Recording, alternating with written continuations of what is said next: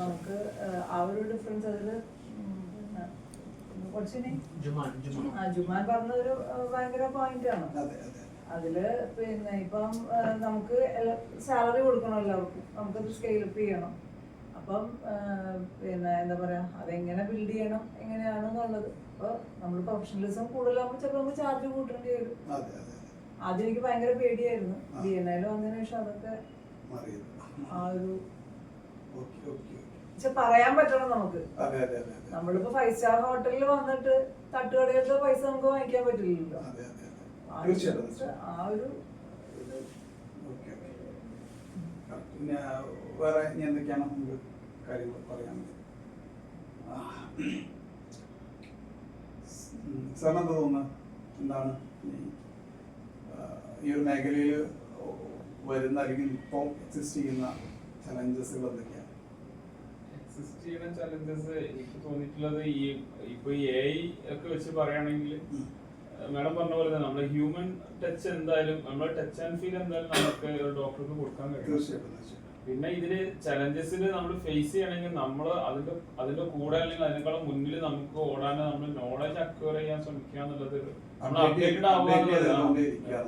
ഇപ്പൊ നമ്മളിപ്പോ ഈ ഒരു കമ്മ്യൂണിറ്റിക്ക് ഇവിടെ വന്ന് നമ്മൾ വരാൻ തന്നെ കാരണം അപ്ഡേഷൻസ് കിട്ടാനും കൂടെ വേണ്ടിയിട്ടാണല്ലോ എപ്പോഴാണ് നമ്മള് ഈ പൊട്ടക്കണത്തിലത് അവിടെ ഇരിക്കുന്ന പോലെ അതിനകത്ത് ഇരുന്നിട്ടുണ്ടെങ്കിൽ നമ്മൾ ചുറ്റം സംഭവിക്കുന്ന ഒരു പക്ഷെ നമുക്ക് അറിഞ്ഞോളന്നില്ല. നമുക്ക് വരുന്ന പേഷ്യൻസിനെ കണ്ടിട്ട് ഇങ്ങനെ അല്ലാതെ ചലഞ്ചസ് കടന്നു പോവാൻ നമ്മള് നോളജ് അപ്ഡേറ്റ് ചെയ്യാന്നുള്ളത് തന്നെയാണ്. ഞങ്ങള് പോയി മെഡൂർ ഇന്റർനാഷണൽ ഹോസ്പിറ്റൽ സ്റ്റാർട്ട് ചെയ്തിട്ട് ഏകദേശം 1.5 വർഷമായി. അപ്പോൾ അവിടെ നമ്മൾ ഫേസ് ചെയ്യുന്ന വലിയൊരു ചലഞ്ച് പറഞ്ഞാൽ നമ്മുടെ ഒരു ടൗണിൽ തന്നെയാണ് സ്ഥാപനം. അപ്പോൾ ഒരുപാട് ബ്രേക്ക് ഈവൻ വലിയതാണ്. അപ്പോൾ നമുക്ക് അവിടെ വേണ്ട ക്ലയൻസ് എന്ന് പറഞ്ഞാൽ ഇന്റർനാഷണൽ പേഷ്യൻസാണ്. അപ്പോൾ ആ ഒരു ഗ്രൗണ്ടിൽ ഇപ്പോൾ നമ്മൾ ഒരു ഫസ്റ്റ് സ്റ്റെപ്പിംഗ് സ്റ്റോൺ എന്നുള്ള നിലയിലാണ് ഇപ്പോൾ നമ്മളൊരു പോസ്റ്റ് നാറ്റിൽ റൺ ചെയ്യുന്നത്. പക്ഷെ അത് ഭയങ്കര പ്രോഫിറ്റബിൾ കുറവാണ്. അപ്പോൾ നമുക്ക് ആ ടാർഗറ്റ് ക്ലയൻസിനെ തന്നെ കിട്ടാനും ഭയങ്കര കോമ്പറ്റീഷനാണ് കോട്ടക്കൽ എന്ന് പറഞ്ഞ ഒരു ഏരിയയിൽ. അപ്പോൾ അത് ഒരു നല്ലൊരു ചലഞ്ച് ഫേസ് ചെയ്തുകൊണ്ടിരിക്കുകയാണ് ഇപ്പോൾ ഒരു 1.5 വർഷമായിട്ട്. അതാണ്. പിന്നെ ഡെന്റൽ ഫീൽഡിൽ പറയുകയാണെങ്കിൽ ഒരുപാട് അണ്ടർ കട്ട്സും കാര്യങ്ങളൊക്കെ ആയിട്ട് ചുറ്റും നടക്കുന്നുണ്ട്. അപ്പോൾ ഞങ്ങൾ ഇപ്പോൾ ഏറ്റവും ഒരു ഉദാഹരണം പറയുകയാണെങ്കിൽ നമ്മളൊരു 5 വർഷം മുമ്പൊക്കെ ആയിട്ട് നമ്മളവിടെ ഡിജിറ്റൽ ഇതൊക്കെ തുടങ്ങിയാവണം. പക്ഷേ ഇപ്പോൾ ഇന്നലെ ഒരാളത് ഇൻസ്റ്റാൾ ചെയ്യുമ്പോൾ അത് ലോകം മൊത്തം അറിയണം. അപ്പോൾ ആ ഒരു ബ്രാൻഡ് വിസിബിലിറ്റി അല്ലെങ്കിൽ മാർക്കറ്റിംഗ് അവിടേക്കും നമ്മൾ ഭയങ്കര ലാക്കായിരുന്നു. അപ്പോൾ നമ്മൾ ഇത്ര എക്സ്പീരിയൻസ്ഡ് ആണെങ്കിലും 10-12 വർഷമായിട്ട് എക്സ്പീരിയൻസ് ഉള്ള ആളാണെങ്കിലും ഇന്നലെ വന്ന ഒരാൾ പെട്ടെന്ന് മാറ്റി, അതും ഒരു ചലഞ്ചായിട്ട് തോന്നിയിട്ടുണ്ട്. ഏതെങ്കിലും പോയിന്റ്സ് ആഡ് ഓൺ ചെയ്യാനുണ്ടോ നമ്മുടെ ചർച്ചയിൽ? അത് കൊണ്ടുവരാൻ വേണ്ടിയിട്ടാണ് എല്ലാവരും നമുക്ക് കണക്ട് ചെയ്യാൻ. കാരണം നമ്മൾ ഓൾറെഡി നമ്മൾ ഐഡന്റിഫൈ ചെയ്ത കാര്യങ്ങൾ തന്നെയാണെങ്കിലും നിങ്ങൾ പറയുമ്പോഴാണ് എനിക്ക് ലൈവായിട്ട് അത് നിങ്ങൾക്ക് കണക്ട് ചെയ്ത് തരാൻ പറ്റുന്നതാണ്. സാർ, ഇതിൽ ഒരു സംഗതി ഉണ്ട്. How can sell my self എന്ന് പറഞ്ഞൊരു കാര്യമുണ്ട്. എന്നെ എങ്ങനെ വിൽക്കാൻ പറ്റുന്നു മലയാളത്തിൽ പറയുമ്പോൾ how can sell my self, അത് പഠിക്കണം. അപ്പൊ അതില്ലാതെ ആണോണ്ടാണ് നമ്മൾ പ്രൊമോട്ട് ചെയ്യാൻ പറ്റുന്നത്. ഞാൻ പറഞ്ഞ പോലെ ബിസിനസ്സസ് ഉണ്ട്. ഓക്കെ, അപ്പോൾ how can sell my self. ഇപ്പൊ നമ്മളൊരു ബയോഡാറ്റ റെഡി ആക്കുകയാണെങ്കിലും അത് നമ്മളെ സെൽഫായിട്ട് സെല് ചെയ്യാണ്. അപ്പോൾ ആ ഒരു സ്കില്ല് പലപ്പോഴും ഞാൻ ആൾക്കാർക്ക് കണ്ടിട്ടില്ല. അങ്ങനെ നല്ല നോളജസും കാര്യങ്ങളൊക്കെ ഉണ്ട്. How can sell my self എന്ന് പറയാൻ പലപ്പോഴും പറ്റാറില്ല. ഇപ്പൊ അദ്ദേഹം പറഞ്ഞ പോലെ ചിലപ്പോൾ അത് പിന്നെ വന്ന ആൾ ചിലപ്പോൾ അത് അറിയുന്ന ഒരാളാവും, അയാൾക്ക് പോകും, അങ്ങനെ ഉണ്ടാവും. കുറെ കാലങ്ങൾ കഴിയുമ്പോൾ തന്നെ നമ്മളാകെ ഡൗൺ ആയിട്ടുണ്ടാവും.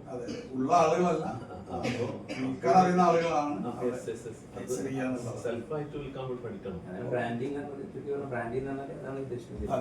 ബ്രാൻഡ് ചെയ്യാൻ പറ്റും. പണ്ടൊക്കെ നമ്മളെന്ന് വെച്ചാൽ ഒരു ഡോക്ടർ അറിയപ്പെട്ട അടുത്തുള്ള ആളുകൾ പറഞ്ഞിട്ട് അങ്ങനെ ആയിരുന്നു. അപ്പൊ അതിനേക്കാൾ ഫാസ്റ്റ് ആയിട്ട് നിമിഷം കൊണ്ട് ഫേസ്ബുക്കിൽ ആയിട്ട് ഡിജിറ്റൽ മാർക്കറ്റിംഗ് ചെയ്തിട്ട് ബ്ലഡ് ടെസ്റ്റ് ഉദ്ഘാടനം ചെയ്ത് അന്ന് തന്നെ എല്ലാവരും എത്തിക്കുന്നത്. ഡിഫറൻസ് ഇപ്പൊ നമ്മള് ഫേസ്ബുക്കിലും ഇൻസ്റ്റാഗ്രാമിലൊക്കെ നോക്കിയാൽ എല്ലാം ശരി തന്നെയാണ്. ചില മീറ്റിംഗ് ഞാൻ പറയാറുണ്ട്, നമ്മളിപ്പോൾ അബ്രഹലീനും പറഞ്ഞ ആൾക്കൂട്ടത്തിൽ വേറിട്ട് നിൽക്കട്ടെ, അപ്പോഴേ നമ്മൾ ശ്രദ്ധിക്കപ്പെടുള്ളൂ. എല്ലാം ഒരേപോലെ ചെയ്ത് കഴിഞ്ഞാൽ നമ്മളാരും തിരിച്ചറിയില്ല, ആൾക്കൂട്ടത്തിൽ ഒരുത്തരായി പോകും. അപ്പോൾ അങ്ങനെ വിട്ടുപോകും. അതൊരു മെഡിക്കൽ ഫീൽഡ് എത്രത്തോളം എത്തിക്കലാന്നുള്ളൊരു കാര്യം കൂടി ഉണ്ട്. ഇത് ചെയ്യുന്ന ആളുകളൊക്കെ ഭയങ്കരമായിട്ട് സാധാരണ ആളുകളെ സംബന്ധിച്ചൊരു എത്തിക്കലില്ല. പേഷ്യൻസിനെ നോക്കുമ്പോഴേ അതെ, അതെ, അതെ. പഠിക്കും. അപ്പോൾ ഒരു ചലഞ്ചാണ് നമുക്ക് ശരിക്കും. അതെ, ഹോട്ടലോ അതെ. ഒരു ലാവിഷ് ചെയ്യുമ്പോൾ ഒരു ഇതല്ല, ഫാൻസി ചെയ്യുന്ന പോലെ അല്ല നമ്മൾ. അതെ. അല്ല, നമുക്ക് ബേസിക്കലി എല്ലാവരും ചെയ്യുന്നതും എല്ലാവരും മേഖല, ഇപ്പം മെഡിക്കൽ ആണെങ്കിലും അല്ലാത്ത മേഖലയാണെങ്കിലും നമ്മളെ കയ്യിൽ നമ്മളുടെ ഉള്ളിൻ്റെ ഉള്ളിലൊരു ഡയമണ്ട് ഉണ്ട് അല്ലേ? നമ്മുടെ ഉള്ളിലുള്ള ഒരു സംഭവത്തിനെ നമ്മൾ നോളജ് ഉപയോഗിച്ചും എക്സ്പീരിയൻസ് ഉപയോഗിച്ചും അതിനൊരു ഡയമണ്ട് വൽക്കരിച്ച് ഇരിക്കുന്ന ആളുകളാണ് നമ്മളെല്ലാവരും. അപ്പം ആ ഒരു ഡയമണ്ട് നമ്മൾ എത്രത്തോളം നമ്മൾ സൊസൈറ്റിയിലേക്ക് കൊടുക്കാൻ തയ്യാറാണ് എന്നുള്ള ചോദ്യത്തിനാണ് നമ്മൾ ഉത്തരം കണ്ടെത്തേണ്ടത്. നമ്മുടെ കയ്യിലുള്ള ഒരു ഡയമണ്ടിനെ നമുക്ക് എങ്ങനെ വേണമെങ്കിലും അതിനെ നമുക്ക് എന്ത് ചെയ്യാം, അത് സൊസൈറ്റിയിലേക്ക് കൊടുക്കാം. ഇവിടെ ഞാൻ ചെറിയൊരു എക്സാമ്പിൾ പറഞ്ഞിട്ട് നമുക്ക് തുടങ്ങാം. നമ്മൾ കഴിഞ്ഞ ദിവസം നമ്മളെ മാസ്റ്റർ ക്ലാസ്സിൽ പറഞ്ഞ പോലെ തന്നെ നമ്മൾ കിണർ കുഴിക്കാറുണ്ട് അല്ലേ? കിണറും നദിയും തമ്മിലുള്ള വ്യത്യാസം നമ്മൾ മനസ്സിലാക്കി. കിണർ നമ്മൾ സാധാരണ കുഴിക്കാറുള്ളത് നമ്മളൊരു കോമ്പൗണ്ടിൻ്റെ ഉള്ളിലാണ്. മാത്രമല്ല അത് ആഴത്തിലേക്ക് പോകാണ്, ഇരുട്ടിലേക്കാണ് അത് പോകുന്നത്. അവസാനം അത് വെള്ളം കാണാറുണ്ട്, അധിക സാഹചര്യങ്ങളും വെള്ളം കാണാറുണ്ട്, പലപ്പോഴും ചിലപ്പോൾ ഒരു പാറയിൽ ചെന്ന് അവസാനിക്കാറുണ്ട് അല്ലേ? പക്ഷെ അവിടുന്ന് വെള്ളം കിട്ടിയാൽ പോലും അതിൻ്റെ ബെനിഫിറ്റ്സ് എത്ര പേർക്ക് കിട്ടുന്നുണ്ട്? നമുക്കോ നമ്മുടെ ഫാമിലിക്കോ മാത്രമാണ്. ഇപ്പം നമ്മളിവിടെ പറയാൻ പോകുന്ന കാര്യം, നമ്മൾ കിണർ കുഴി നിർത്തിയിട്ട് നമ്മളെല്ലാവരും കിണർ കുഴിച്ചുകൊണ്ടിരിക്കുക. ഞാൻ എൻ്റെ മേഖലയിൽ കിണർ കുഴിച്ചുകൊണ്ടിരിക്കുന്നു, സലാം സാറുടെ മേഖലയിൽ കിണർ കുഴിച്ചുകൊണ്ടിരിക്കുന്നു. ഓരോരുത്തരും നമ്മുടെ കോമ്പൗണ്ടിൻ്റെ ഉള്ളിൽ കിണർ കുഴിച്ചുകൊണ്ടിരിക്കുന്നത്. അത് തൽക്കാലം നിർത്തിയിട്ട് നമ്മളൊരു നദി സൃഷ്ടിക്കുക എന്നുള്ളൊരു കോൺസെപ്റ്റാണ് ഞാൻ പറയുന്നത്. സിമ്പിളായിട്ട് പറഞ്ഞാൽ നമ്മളൊരു നദിയാണ് സൃഷ്ടിക്കുന്നത്. അപ്പോൾ നദി സൃഷ്ടിക്കാൻ നമുക്ക് അതിനെന്ത് വേണം? നദി ഒരു അരുവിയാണ് വരേണ്ടത് അല്ലേ? നമ്മളാവുന്ന ഒരു അരുവി എന്താണ് നദിയിലേക്ക് വരിക. അപ്പോൾ നദി ആകുമ്പോൾ വ്യത്യാസം നോക്കുന്നുണ്ട്. നദി വിസിബിളാണ് അല്ലേ? എല്ലാവർക്കും കാണാൻ പറ്റും. കിണറിനെ പറ്റിയിട്ടുള്ള കവിതകൾ നിങ്ങൾ കേട്ടിട്ടുണ്ടോ? വളരെ കുറവായിരിക്കും അല്ലേ? കിണറിനെ പറ്റിയിട്ടുള്ള ഒരു ഒരു ഗാനം എവിടെയെങ്കിലും കേട്ടിട്ടുണ്ടോ? വളരെ കുറവായിരിക്കും. കിണറിനെ പറ്റിയിട്ടുള്ള കഥകളും വളരെ കുറവായിരിക്കും. പക്ഷെ നദിയെ കുറിച്ച് അങ്ങനെയല്ല. നദി ഇറ്റ്സ് എ സിമ്പിൾ അല്ലേ? അതിനെപ്പറ്റി ഒരുപാട് കവിതകൾ എഴുതിയിട്ടുണ്ട്, ഒരുപാട് ഗാനങ്ങൾ വന്നിട്ടുണ്ട് അല്ലേ? ഒരുപാട് കഥകൾ വന്നിട്ടുണ്ട് അല്ലേ? അതാണ് നദിയും കിണറും തമ്മിലുള്ള വ്യത്യാസം. ഇനിയോ ഈ നദി എന്താണ് ചെയ്യുന്നത്? അതൊരു സമൂഹത്തിനുള്ളിലൂടെ ഒഴുകി പോവുകയാണ്, എന്നിട്ടൊരു മഹാസമുദ്രത്തിലേക്ക് ചെന്ന് ചേരുക. കാരണം കൃത്യമായ റൂട്ടുണ്ട്. കിണർ എന്ന് പറയുന്ന ഒരു പ്രത്യേക സ്ഥലത്ത് പോയി സ്റ്റക്കാവുകയാണ്, അവസാനിക്കുകയാണ്, അതോടുകൂടി തീരുകയാണ്. പക്ഷെ നദി അത് ഒരു മഹാസമുദ്രത്തിലേക്ക് ചെന്ന് ചേരുന്നുണ്ട് എന്നതാണ്. ആ മഹാസമുദ്രമാണ് ഇതിൻ്റെ സിമ്പിൾ ഓഫ് ഗ്ലോബൽ. അത് ആ സിസ്റ്റമാണ് നമ്മൾ പറയാൻ പോകുന്നത്. ഈ ഒരു ആശയത്തിനെ നമ്മൾ ഒരു നദിയാക്കി ആ നദിയെ നമ്മൾ ഒരു സമുദ്രത്തിലേക്ക് എത്തിക്കുന്ന ഒരു രീതിയെ പറ്റിയിട്ടാണ് പറയുന്നത്. From a great idea to global legacy. നിങ്ങളൊക്കെ സിമ്പിളി നോക്കിക്കഴിഞ്ഞാൽ നിങ്ങൾക്കൊക്കെ ഒരൊറ്റ ലൈനിൽ പറയാൻ പറ്റുന്ന ഒരു ഐഡിയ ഉണ്ടാവും. സമൂഹത്തിന് സംഭാവന ചെയ്യാൻ നിങ്ങൾ മനസ്സിലാക്കി വെച്ച, കാരണം എല്ലാവരും ഇപ്പോൾ ഓരോരുത്തരും ഒരേ മേഖലയിലുള്ള ആളുകളാണെങ്കിൽ പോലും എല്ലാവരും ഐഡന്റിക്കലാണ്, എല്ലാവരും യുണീക്കാണ് അല്ലേ? നമ്മുടെ മേഖല, നമ്മുടെ എക്സ്പീരിയൻസും നമ്മുടെ നോളജും നമ്മൾക്ക് കിട്ടിയ കേസുകളിൽ ബേസ് ചെയ്തിട്ടാണ് നമ്മളിത് രൂപപ്പെടുത്തി വെച്ചിട്ടുള്ളത്. നമ്മളിപ്പോൾ ഓരോ മേഖലയിൽ സ്പെഷ്യലിസ്റ്റുകളാണ്. ഇതേ മേഖലയിൽ നമ്മൾ കോമ്പീറ്റർമാരെന്ന് വിചാരിക്കുന്ന ആളുകളാണെങ്കിൽ പോലും അത് ആക്ച്വലി അവർ കോമ്പീറ്റർമാരല്ല എന്ന് ആദ്യം മനസ്സിലാക്കുക.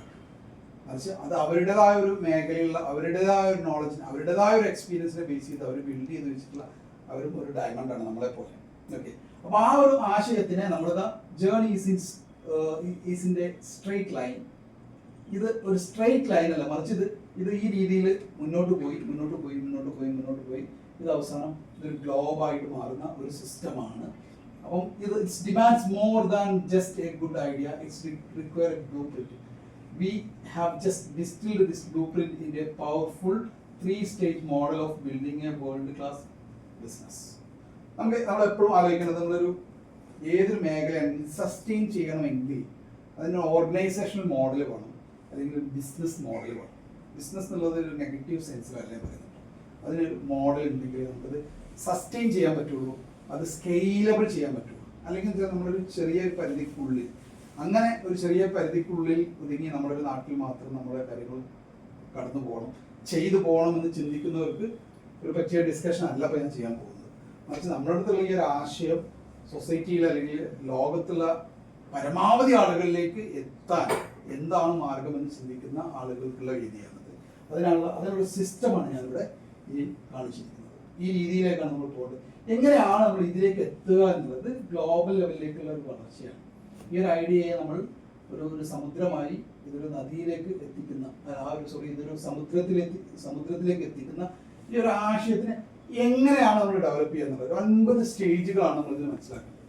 ഏതൊരാശയത്തിന് നിങ്ങളെ കയ്യിലുള്ള അത്രയും കാലമായിട്ട് നിങ്ങൾ ഡെവലപ്പ് ചെയ്തെടുത്ത സംഭവത്തിനെ ഒരു സിംഗിൾ ഡയമണ്ട് ആയിട്ടൊന്ന് വിഷ്വലൈസ് ചെയ്യുക. ആ ഒരു സാധനത്തിനെ നിങ്ങൾ വിഷ്വലൈസ്, നിങ്ങൾ എന്താണ് കൊടുക്കുന്നത്, നിങ്ങൾ എന്താണ് സൊസൈറ്റിയിലേക്ക് കൊടുക്കുന്നത്, ചുമ്മാ ഒന്ന് ആലോചിച്ചു സൊസൈറ്റിയിലേക്ക് എന്ത് കൊടുക്കുന്നു. ആ ഒരു സിംഗിൾ ഐഡിയയെ നമുക്കിനി ഗ്ലോബലി ആക്കാനുള്ള 9 സ്റ്റെപ്പുകളാണ് ഞാൻ നിങ്ങളോട് പറയാൻ പോകുന്നത്. അതൊരു 3 രീതിയിലാണ് എനിക്ക് പറയാനുള്ളത് നിങ്ങളോട്. 3 രീതിയിലാണ്. ഒന്നാമത്തെ ആ സ്റ്റെപ്പ് എന്ന് പറഞ്ഞു കഴിഞ്ഞാൽ നിങ്ങളൊരു കോർ സൃഷ്ടിക്കുക എന്നുള്ളതാണ്.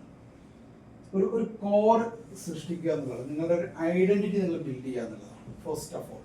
ഓക്കെ, നമ്മുടെ ഒരു ഐഡന്റിറ്റി എന്താണെന്നുള്ളത് നമ്മൾ ചോദിച്ച ഒരു സിംഗിൾ ടാഗ് ലൈനിൽ നിങ്ങൾക്ക് ഐഡന്റിറ്റി സൃഷ്ടിക്കുക എന്നുള്ളതാണ്. അതിന് ഉദാഹരണങ്ങൾ ഇവിടെ ഇങ്ങനെ കാണുന്നത്.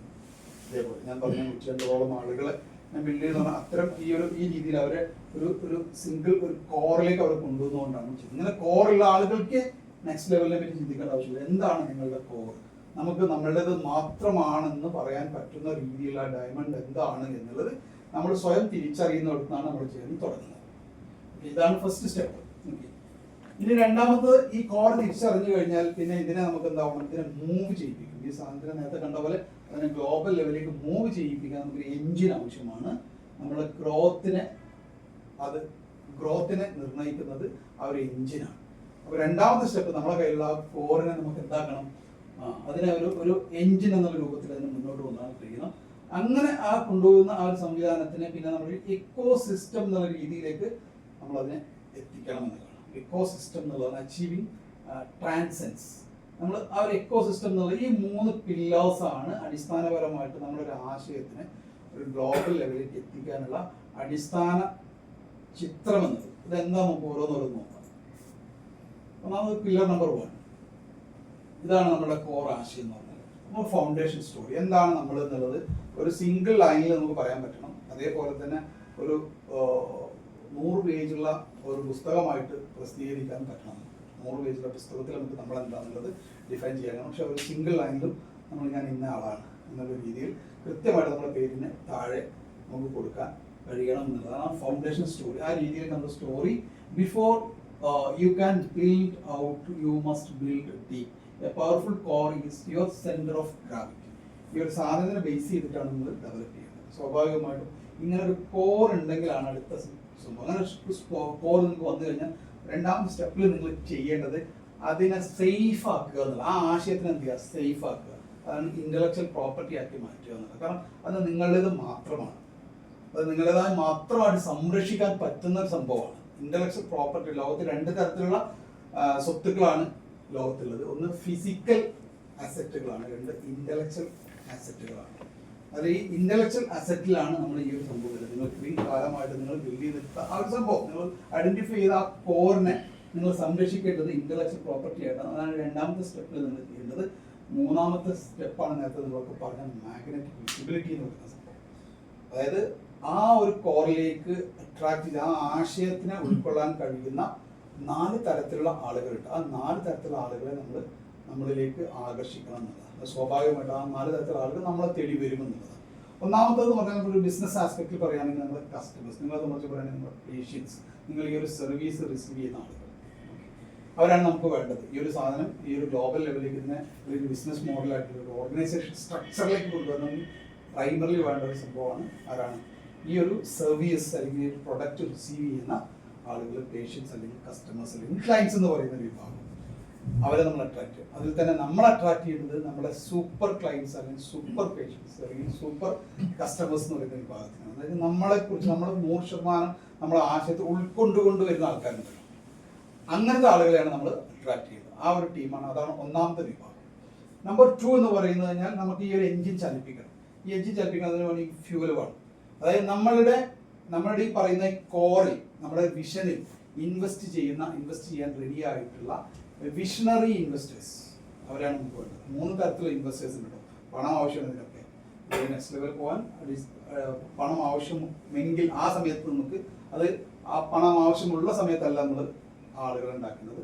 അതിന് മുമ്പേ നമ്മുടെ വിഷണറിയിലേക്ക് ആകൃഷ്ടരായിട്ടാണ്. 3 തരത്തിലുള്ള ഇൻവെസ്റ്റേഴ്സിന് സാധനം. ഒന്ന് പണത്തിൽ ഇൻവെസ്റ്റ് ചെയ്യുന്ന ആൾക്കാർ, പൈസയിൽ ഇൻവെസ്റ്റ് ചെയ്ത് കഴിഞ്ഞാൽ അവർ ഇൻവെസ്റ്റ് ചെയ്ത് അപ്പോൾ മുതൽ തന്നെ തിരിച്ച് ആ പണം പ്രതീക്ഷിക്കും.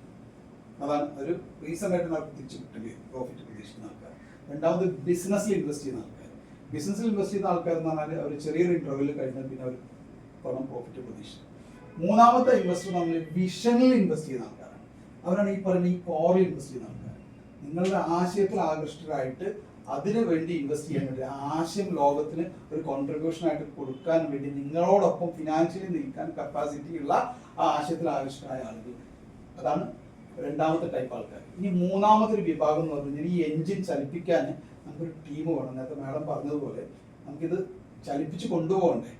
അത് ചലിപ്പിച്ച് കൊണ്ടുപോകാൻ നമ്മുടെ കോർ ടീം 7/24 നമ്മൾ ചിന്തിക്കുന്ന പോലെ, നമ്മളുടെ ഈ ഒരു കോറിനെ പറ്റി നമ്മൾ സ്വപ്നം കാണുന്നത് പോലെ 7/24 നമ്മുടെ കൂടെ നിൽക്കുന്ന ഒരു ടീം എന്ന് പറയും, ടീം മെമ്പേഴ്സ് എന്ന് പറയും. ആ ടീമാണ് നമുക്ക് വേണ്ടത്. ഓക്കെ, സാധാരണ സ്റ്റാഫ് അല്ല കേട്ടോ. സ്റ്റാഫിനപ്പുറം, സ്റ്റാഫിന് മുകളിൽ വരുന്ന നമ്മളുടെ അതേ രീതിയിൽ ചിന്തിക്കുന്ന ഒരു വിഷണറി ടീം എന്ന് പറയുന്ന വിഭാഗം. അതാണ് മൂന്നാമത്തത്. നാലാമത്തെ ഒരു വിഭാഗം ഉണ്ട് നമ്മൾ സ്ട്രാറ്റജിക് പാർട്ട്നേഴ്സ്, അല്ലെങ്കിൽ സ്ട്രാറ്റജിക് സ്റ്റേക്ക് ഹോൾഡേഴ്സ് എന്ന് പറയുന്ന വിഭാഗം. നമ്മളുടെ ഇപ്പോഴുള്ള നിലയിൽ നിന്നും അടുത്ത റേഞ്ചിലേക്ക് നമ്മളെ കൊണ്ടുപോകാൻ പ്രാപ്തിയുള്ള, കഴിവുള്ള ഒരു സ്ട്രാറ്റജിസ്റ്റുകളുടെ, നമ്മൾ വളരണം എന്ന് ആത്മാർത്ഥമായും സത്യസന്ധമായും ആഗ്രഹിക്കുന്ന ഒരു സത്യസന്ധരായ സ്ട്രാറ്റജിസ്റ്റുകളുടെ ഒരു ടീം.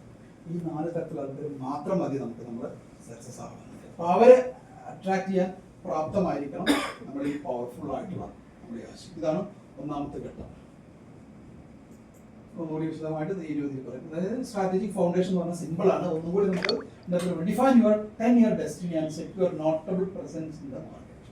ഒരു 10 വർഷം 2035 ആകുമ്പോഴേക്കും എന്തായിരിക്കും എന്നുള്ളത് കൃത്യമായിട്ട് നമുക്ക് ഡിഫൈൻ ചെയ്യണം. അപ്പോൾ ഡോക്ടർ കൃത്യമായി ഡിഫൈൻ ചെയ്ത് നമ്മുടെ ഈ കമ്മ്യൂണിറ്റിയുടെ പാർട്ടായി ഡോക്ടർ കൃത്യമായി 2035 ആകുമ്പോഴേക്കും 1,00,000 ഫാമിലിയുടെ മെൻ്റൽ ഹെൽത്ത് സമാധാനപൂർവ്വം സന്തോഷപൂർവ്വമാക്കുക എന്നുള്ള ഒരു വലിയ ലക്ഷ്യമാണ് അദ്ദേഹം മുന്നോട്ട് വെച്ചത്. അതിന് അദ്ദേഹത്തിൻ്റെ കൂടെ അദ്ദേഹത്തിൻ്റെ കോർ ടീമായിട്ട്, അദ്ദേഹത്തിൻ്റെ ടീമിൻ്റെ ഭാഗമായിട്ട് 1000 ആളുകളെ ആണ് അദ്ദേഹം വിഭാവനം ചെയ്തത് 2030. കൃത്യമായ പ്ലാൻ ഉണ്ട്. അതിൻ്റെ ഭാഗമായിട്ട് അദ്ദേഹം ഈ ഒരു കമ്മ്യൂണിറ്റി ബിൽഡ് ചെയ്യുന്നത്. ഓക്കെ, അതാണ്. അതേപോലെ നമുക്ക് ഓരോരുത്തർക്കും ഇതിൻ്റെ പാർട്ടായിട്ട് വരുന്ന ഓരോരുത്തർക്കും ഒരു 10 വർഷത്തെ ഡെസ്റ്റിനി അല്ലെങ്കിൽ 10 വർഷത്തെ വിഷൻ നമുക്ക് വേണം. എന്തായിരിക്കും 2035? ഇപ്പം 2035 ഞാൻ കാണുന്ന ഒരു വിഷയമാണ്. സിമ്പിളായിട്ട് നിങ്ങൾക്ക് മനസ്സിലാകാൻ വേണ്ടിയിട്ട് 1000 ബ്രാൻഡുകൾ കയറും. പക്ഷെ അതിന് പിന്നിൽ കൃത്യമായൊരു സോഷ്യൽ ഗോൾ ഉണ്ട്. കാരണം ഞാൻ ഉദ്ദേശിക്കുന്നത് വെച്ചാൽ സംരംഭങ്ങളാണ് ഒരു നാടിൻ്റെ സമ്പദ്ഘടനയെ നിർണ്ണയിക്കുന്നത്, ബ്രാൻഡുകളാണ്. അപ്പോൾ നമുക്കറിയാം, നമ്മളിന്ന് ഉപയോഗിക്കുന്ന 90% ബ്രാൻഡുകൾ വിദേശ ബ്രാൻഡുകളാണ്. അത് മാറിയിട്ട് ഇനി വിദേശം അല്ലെങ്കിൽ ലോകം മുഴുവൻ നമ്മുടെ ബ്രാൻഡുകൾ, കേരളത്തിലുള്ള ബ്രാൻഡുകൾ ഉപയോഗിച്ച് തുടങ്ങണമെന്നുള്ളതാണ് ഞാൻ കാണുന്ന വിഷയം.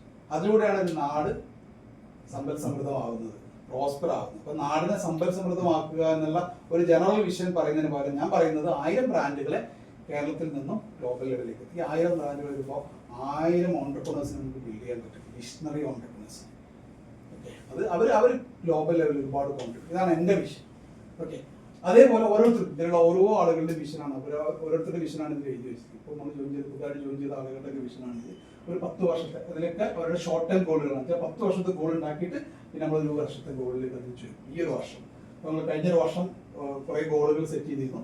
അത് മിക്കവാറും ഓൾമോസ്റ്റ് ഞങ്ങൾ അച്ചീവ് ചെയ്തു. അടുത്ത വ്യാഴാഴ്ച വീണ്ടും ഞങ്ങൾ ഒരു ഫിസിക്കൽ മീറ്റിംഗ് കൂടിയിട്ട് എത്രത്തോളം അത് അച്ചീവ് ചെയ്തു എന്നുള്ളത് കൃത്യമായിട്ട് ഞങ്ങളൊന്ന് വിലയിരുത്തുന്ന ഒരു മീറ്റപ്പാണ് വരാൻ പോകുന്നത്. അങ്ങനെ 10 വർഷത്തെ അത് മാർക്കറ്റിൽ നമ്മുടെ പ്രസൻസ് എന്താണ് എന്നുള്ളത് നമുക്ക് കൃത്യമായിട്ട് ഡിഫൈൻ ചെയ്യാൻ കഴിയണം.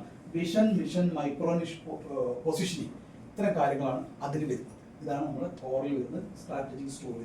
രണ്ടാമത് IP brand strategy. Convert your uniqueness into defensible asset and മറ്റുള്ളവർക്ക് മോഷ്ടിക്കാൻ പറ്റാത്തതും മറ്റുള്ളവർക്ക് കട്ടെടുത്ത് കൊണ്ടുപോകാൻ പറ്റാത്തതും എന്നാൽ നിങ്ങൾക്ക് ഫ്യൂച്ചറിൽ 10 ഇരട്ടി തിരിച്ചു തരാൻ 100 ഇരട്ടി നിങ്ങൾക്ക് തിരിച്ചു തരാൻ കഴിവുള്ളതുമായ നിങ്ങളുടെ ഇന്റലക്ച്വൽ പ്രോപ്പർട്ടി, നിങ്ങളുടെ ബ്രാൻഡ്. അതിന്റെ പവർ മനസ്സിലാവുന്നുണ്ടെങ്കിൽ ആദ്യം നിങ്ങളുടെ പവർ നിങ്ങൾ മനസ്സിലാക്കണം. നിങ്ങളുടെ കയ്യിലുള്ള ഡയമണ്ടിന്റെ വാല്യൂ നിങ്ങൾക്ക് പെടാൻ പറ്റണം.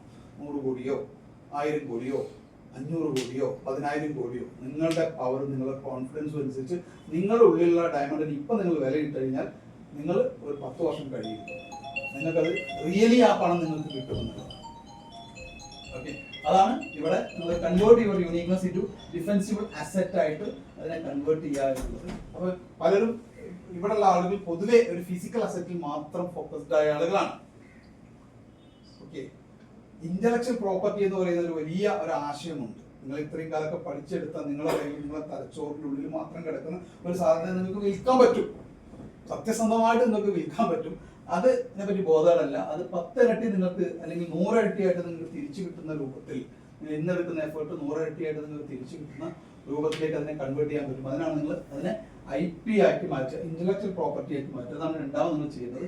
മൂന്നാമത് നിങ്ങൾ ചെയ്യുന്നത് മാഗ്നറ്റിക് വിസിബിലിറ്റി സ്ട്രാറ്റജി എന്ന് പറയുന്ന സംഭവമാണ്. Project your core identity to attract the people, not chase them. ആളുകൾ ഇങ്ങോട്ട് ആകർഷിക്കുന്ന രൂപത്തിലേക്ക് ഇതിനെ മാറ്റിയെടുക്കുക എന്നുള്ളതാണ്. അവരെ പിന്നാലെ പോയി പിടിക്കുകയല്ല ചെയ്യേണ്ടത്, ആളുകളെ നമ്മളിലേക്ക് ആകർഷിപ്പിക്കുക. അതിന് നേരത്തെ പറഞ്ഞ ആ ഒരു എന്താ പറയുക കോർ ഉണ്ടല്ലോ, ആ കോർ പവർഫുൾ ആയിരിക്കണം. അപ്പോൾ സ്വാഭാവികമായിട്ട് ആ കോറിലേക്ക് ആളുകൾ അട്രാക്ട് ചെയ്ത് വരുള്ളൂ. അതിലാണ് നിങ്ങൾ പേഴ്സണൽ ബ്രാൻഡിങ് ചെയ്യേണ്ടത്. പേഴ്സണൽ ബ്രാൻഡിങ് ചെയ്യുന്നത് മറ്റുള്ള ആളുകൾ ചെയ്യുന്ന രൂപത്തിലല്ല മെഡിക്കൽ മേഖലയിൽ ചെയ്യുന്നത്, മറിച്ച് അതിന് അതിൻ്റെതായ സ്ട്രാറ്റജിക്കൽ മൂവ്മെന്റ് ഉണ്ട്. ഓക്കെ, മറ്റുള്ള ഒരു മൊബൈൽ ഷോപ്പുകാരൻ ചെയ്യുന്ന പോലെ അല്ല, മറിച്ച് അതിൽ നിന്ന് വ്യത്യസ്തമായ രൂപത്തിലാണ് നമ്മൾക്ക് ചെയ്യേണ്ടത്. അതായത് strategic branding and unique branding എന്ന് പറയുന്ന കാര്യങ്ങളൊക്കെ ഇതിൽ വരുന്നുണ്ട് എന്നതാണ്. ഓക്കെ, കുറയ്ക്കുന്നുണ്ടോ? ഞാനങ്ങനെ പ്രസന്റേഷൻ ടൈമിൻ്റെ ഉള്ളിൽ തീർക്കണം എന്നുള്ളതുകൊണ്ടാണ്. ഓക്കെ, ഓർമ്മ വരുന്നുണ്ടോ? ഓക്കെ, അപ്പൊ ഇനി അടുത്ത പില്ലർ നമുക്ക് പറയാം. ഓക്കെ, പില്ലർ 2 ഞായറാഴ്ച ആയതൊക്കെ ടീ ഷോപ്പുകൾ ഇന്ന് നോക്കിക്കൊണ്ടിരിക്കുകയാണ്. കഴിഞ്ഞ ചോറ് ഷോപ്പ് ഉണ്ടാകുമെന്ന് തോന്നുന്നില്ല.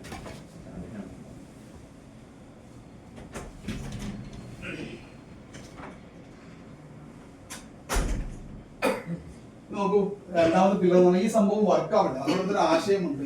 ഞാൻ പറഞ്ഞപ്പോൾ നിങ്ങൾ സിംപിളി നിങ്ങളുടെ കയ്യിൽ ഒരു ആശയം മാത്രമേ ഉണ്ട്. നിങ്ങൾക്കൊരു ബിസിനസ്സോ അല്ലെങ്കിൽ നിങ്ങൾക്ക് ഇതേപോലെ ഇൻഫ്രാസ്ട്രക്ചർ സംഭവമൊന്നും ഇല്ല എന്നുള്ള അതിലുള്ള ആശയം മാത്രമുള്ള സ്റ്റേജിലുള്ള കാര്യമാണ് ഞാൻ പറയണത്. ഇതിലിപ്പോൾ നിങ്ങൾക്കൊക്കെ പലർക്കും പല രൂപത്തിൽ നിങ്ങളുടെ ബിസിനസിന്റെ പല സ്റ്റേജിലായിരിക്കും ഉണ്ടാവുക. ചിലപ്പോൾ ഈ ഒരു പ്രൊസീജിയർ അനുസരിച്ചിട്ടായിരിക്കില്ല ചെയ്തിട്ടുണ്ടാവും, എങ്കിൽ പോലും നിങ്ങൾക്ക് നിങ്ങളുടേതായ സംഭവങ്ങളുണ്ട്. പക്ഷെ ഞാൻ ഒരു സിമ്പിൾ ഒരു ഐഡിയ മാത്രമേ ഉണ്ട് നിങ്ങളുടെ കയ്യിൽ. നിങ്ങൾ അതിന് വേണ്ട ആ ഒരു സാധനം നിങ്ങളുടെ ഉണ്ട്. നിങ്ങളുടെ പഠനം, നിങ്ങളുടെ സർവീസും നിങ്ങളുടെ എക്സ്പീരിയൻസ് എല്ലാം കൂടി ചേർത്തിട്ട് ഒരു സാധനം നിങ്ങളുടെ കയ്യിലുണ്ട്. അപ്പം അത് ആ ഒരു സാധനം, ആ ഒരു വണ്ടി ചലിക്കണമല്ലോ, അതിന്റെ ആ ഒരു ആശയം ചലിക്കണം. അല്ലെങ്കിൽ അത് അവിടെ തന്നെ കിണർ പോലെ നമ്മളെ കിണർ അവിടെ തന്നെ ആ ഒരു കോമ്പൗണ്ടിനുള്ളിൽ മാത്രമായിട്ട് എത്തുന്നു. അത് മറിച്ചതല്ല. Your core provides the identity. നിങ്ങൾ കോർ നിങ്ങൾക്ക് ഒരു ഐഡന്റിറ്റി പ്രൊവൈഡ് ചെയ്യും. The engine provides the momentum. ഈ എൻജിനാണ് ആ സാധനത്തിനെ ചലിപ്പിക്കുക. ആ എൻജിനാണ് അതിനെ പറ്റിയാണ്. This is the machinery of relentless growth. നിങ്ങളുടെ ആ വളർച്ചയെ, ആ ഒരു എന്താ പറയുക, തടസ്സരഹിതമായ ഒരു വളർച്ചയെ നിങ്ങളെ നിർണ്ണയിക്കുന്നത് ഈ ഒരു സംഭവമാണ്, ഈ ഒരു എൻജിനാണ്. വാഹനത്തിന് എൻജിൻ പറയുന്ന പോലെ ഈ എൻജിൻ ആരൊക്കെ ഉണ്ടാവുമെന്ന് അറിയാം. ഇതാണ് ഞാൻ നേരത്തെ പറഞ്ഞ കോഴ്സ് 7-24. നിങ്ങളെ പോലെ ചിന്തിക്കുന്ന ഒരു ടീമിന്, നിങ്ങളുടെ സാധാരണ സ്റ്റാഫുകളെ നിങ്ങൾ ബിൽഡ് ചെയ്യേണ്ട ആളുകളല്ല, അത് നിങ്ങളല്ല ബിൽഡ് ചെയ്യേണ്ടത്. പക്ഷെ നിങ്ങൾ ബിൽഡ് ചെയ്യേണ്ടത് ഇവരെയാണ്. ഇവർ വിഷണറീസ് ആയിരിക്കും. നിങ്ങളുടെ കൂടെ അതേ പ്രോസസ്സിൽ നിങ്ങളുടെ അതേ വിഷനിൽ നിൽക്കുന്ന ആളുകളായിരിക്കും, അല്ലെങ്കിൽ നിങ്ങളുടെ വിഷനുമായിട്ട് കണക്ട് ചെയ്യാൻ പറ്റുന്ന ആളുകളായിരിക്കും. ഓക്കെ, നിങ്ങളുടെ സബ് വിഷനുകളായിരിക്കും അവർക്ക് ഉണ്ടാവും. ഓക്കെ, ആ വിഷനിലുള്ള സൂപ്പർ കോർ ടീമിനെയാണ് നിങ്ങൾ ബിൽഡ് ചെയ്യേണ്ടത്. ഓക്കെ, അവർ കൃത്യമായിട്ട് നിങ്ങളെ മുന്നിൽ നയിക്കാൻ കഴിയുന്ന, അല്ലെങ്കിൽ നിങ്ങളെ നയിക്കാൻ കഴിയുന്ന, നിങ്ങളെ വിഷനെ നയിക്കാൻ കഴിയുന്ന ആളുകളായിരിക്കും നിങ്ങളുടെ വാഹനത്തിന്റെ ചക്രങ്ങൾ എന്ന് വേണമെങ്കിൽ പറയും. അവരായിരിക്കും അത് മൂവ് ചെയ്യിക്കുന്നത്. രണ്ടാമത്തത്, അതിന് ആ ആളുകളെ ഉൾപ്പെടെ നിങ്ങളുടെ ഈ ഒരു മൊത്തം ഈ ഒരു ടീമിനെയും നിങ്ങളുടെ ഈ ഒരു എഞ്ചിനും അത് മൂവ് ചെയ്യുന്നത് കൃത്യമായിട്ട് നമുക്ക് ട്രാക്ക് ചെയ്യാൻ കഴിയണം. ആ എഞ്ചിൻ ഒരു വാഹനമായിട്ട് വാഹനത്തിന്റെ കൃത്യമായിട്ട് അതിന്റെ ഡാഷ്ബോർഡിൽ ഉണ്ടാവില്ലേ എന്താണ് സംഭവിക്കുന്നത്, എത്ര ദൂരം ഓടിയിട്ടുണ്ട്, എത്ര ആണ് നമ്മുടെ മൈലേജ്, ഇങ്ങനെ തുടങ്ങിയ കംപ്ലീറ്റ് ഡാറ്റകളും അവിടെ കാണിക്കുന്നുണ്ട് അല്ലെ, മെഷറബിൾ സംഭവം. അപ്പൊ അത്തരത്തിലൊരു ഗ്രോത്ത് ട്രാക്ക് സിസ്റ്റം നമുക്ക് നിർബന്ധമായിട്ട് വേണം. അതാണ് അത് എഞ്ചിനിൽ നമുക്ക് ഉണ്ടാവുന്നത്.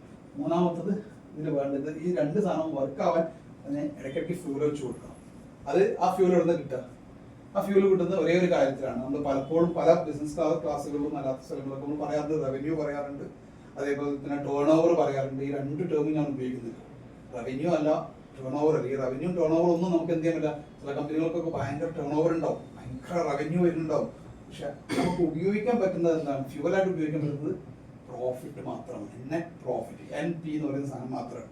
ശരിയല്ലേ? നമുക്ക് അറിയണ കാര്യമാണ് അല്ലേ? നെറ്റ് പ്രോഫിറ്റ് മാത്രമേ നമുക്ക് ഉപയോഗിക്കാൻ പറ്റുള്ളൂ, ഫ്യൂവലായിട്ട് ഉപയോഗിക്കാൻ പറ്റുള്ളൂ. അപ്പം പ്രോഫിറ്റ് മാക്സിമൈസർ എന്ന് പറയുന്ന ഈ ഒരു സാധനം നമുക്ക് വേണം. അപ്പൊ ഇത്രയാണ് നമുക്ക് പില്ലറിൽ വരുന്നത്. അതായത് അതിന്റെ ഒരു കൃത്യമായ ഒന്നും കൂടി വിശദീകരിച്ച രൂപമാണ് 7-24 കോർ ടീം സ്ട്രാറ്റജി നമുക്ക് വേണ്ടത്. ഒരു നമ്മുടെ കൂടെ 7 to 24 hours നമ്മൾ ചിന്തിക്കുന്ന പോലെ തന്നെ weekly growth track system. Okay, ഈ build a visionary team that is bound to the mission not just the work.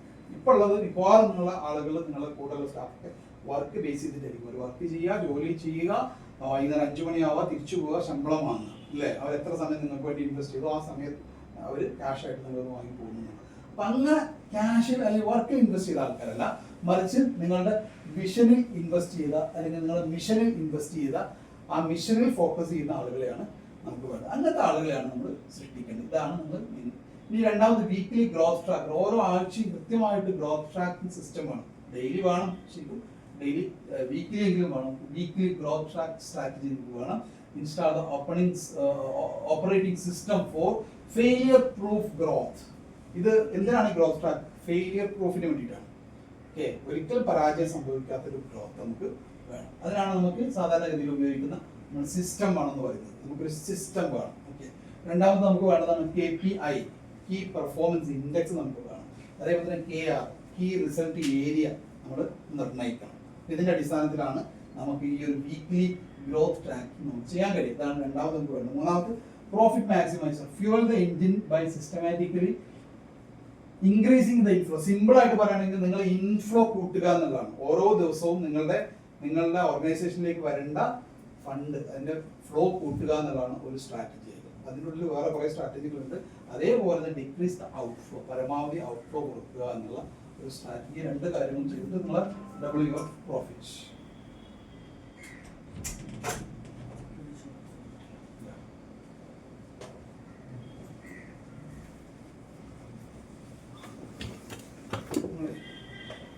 Japan സ്കോറിന്റെ നേരെ ഫ്രണ്ടിൽ ടി സോൺ നോക്കി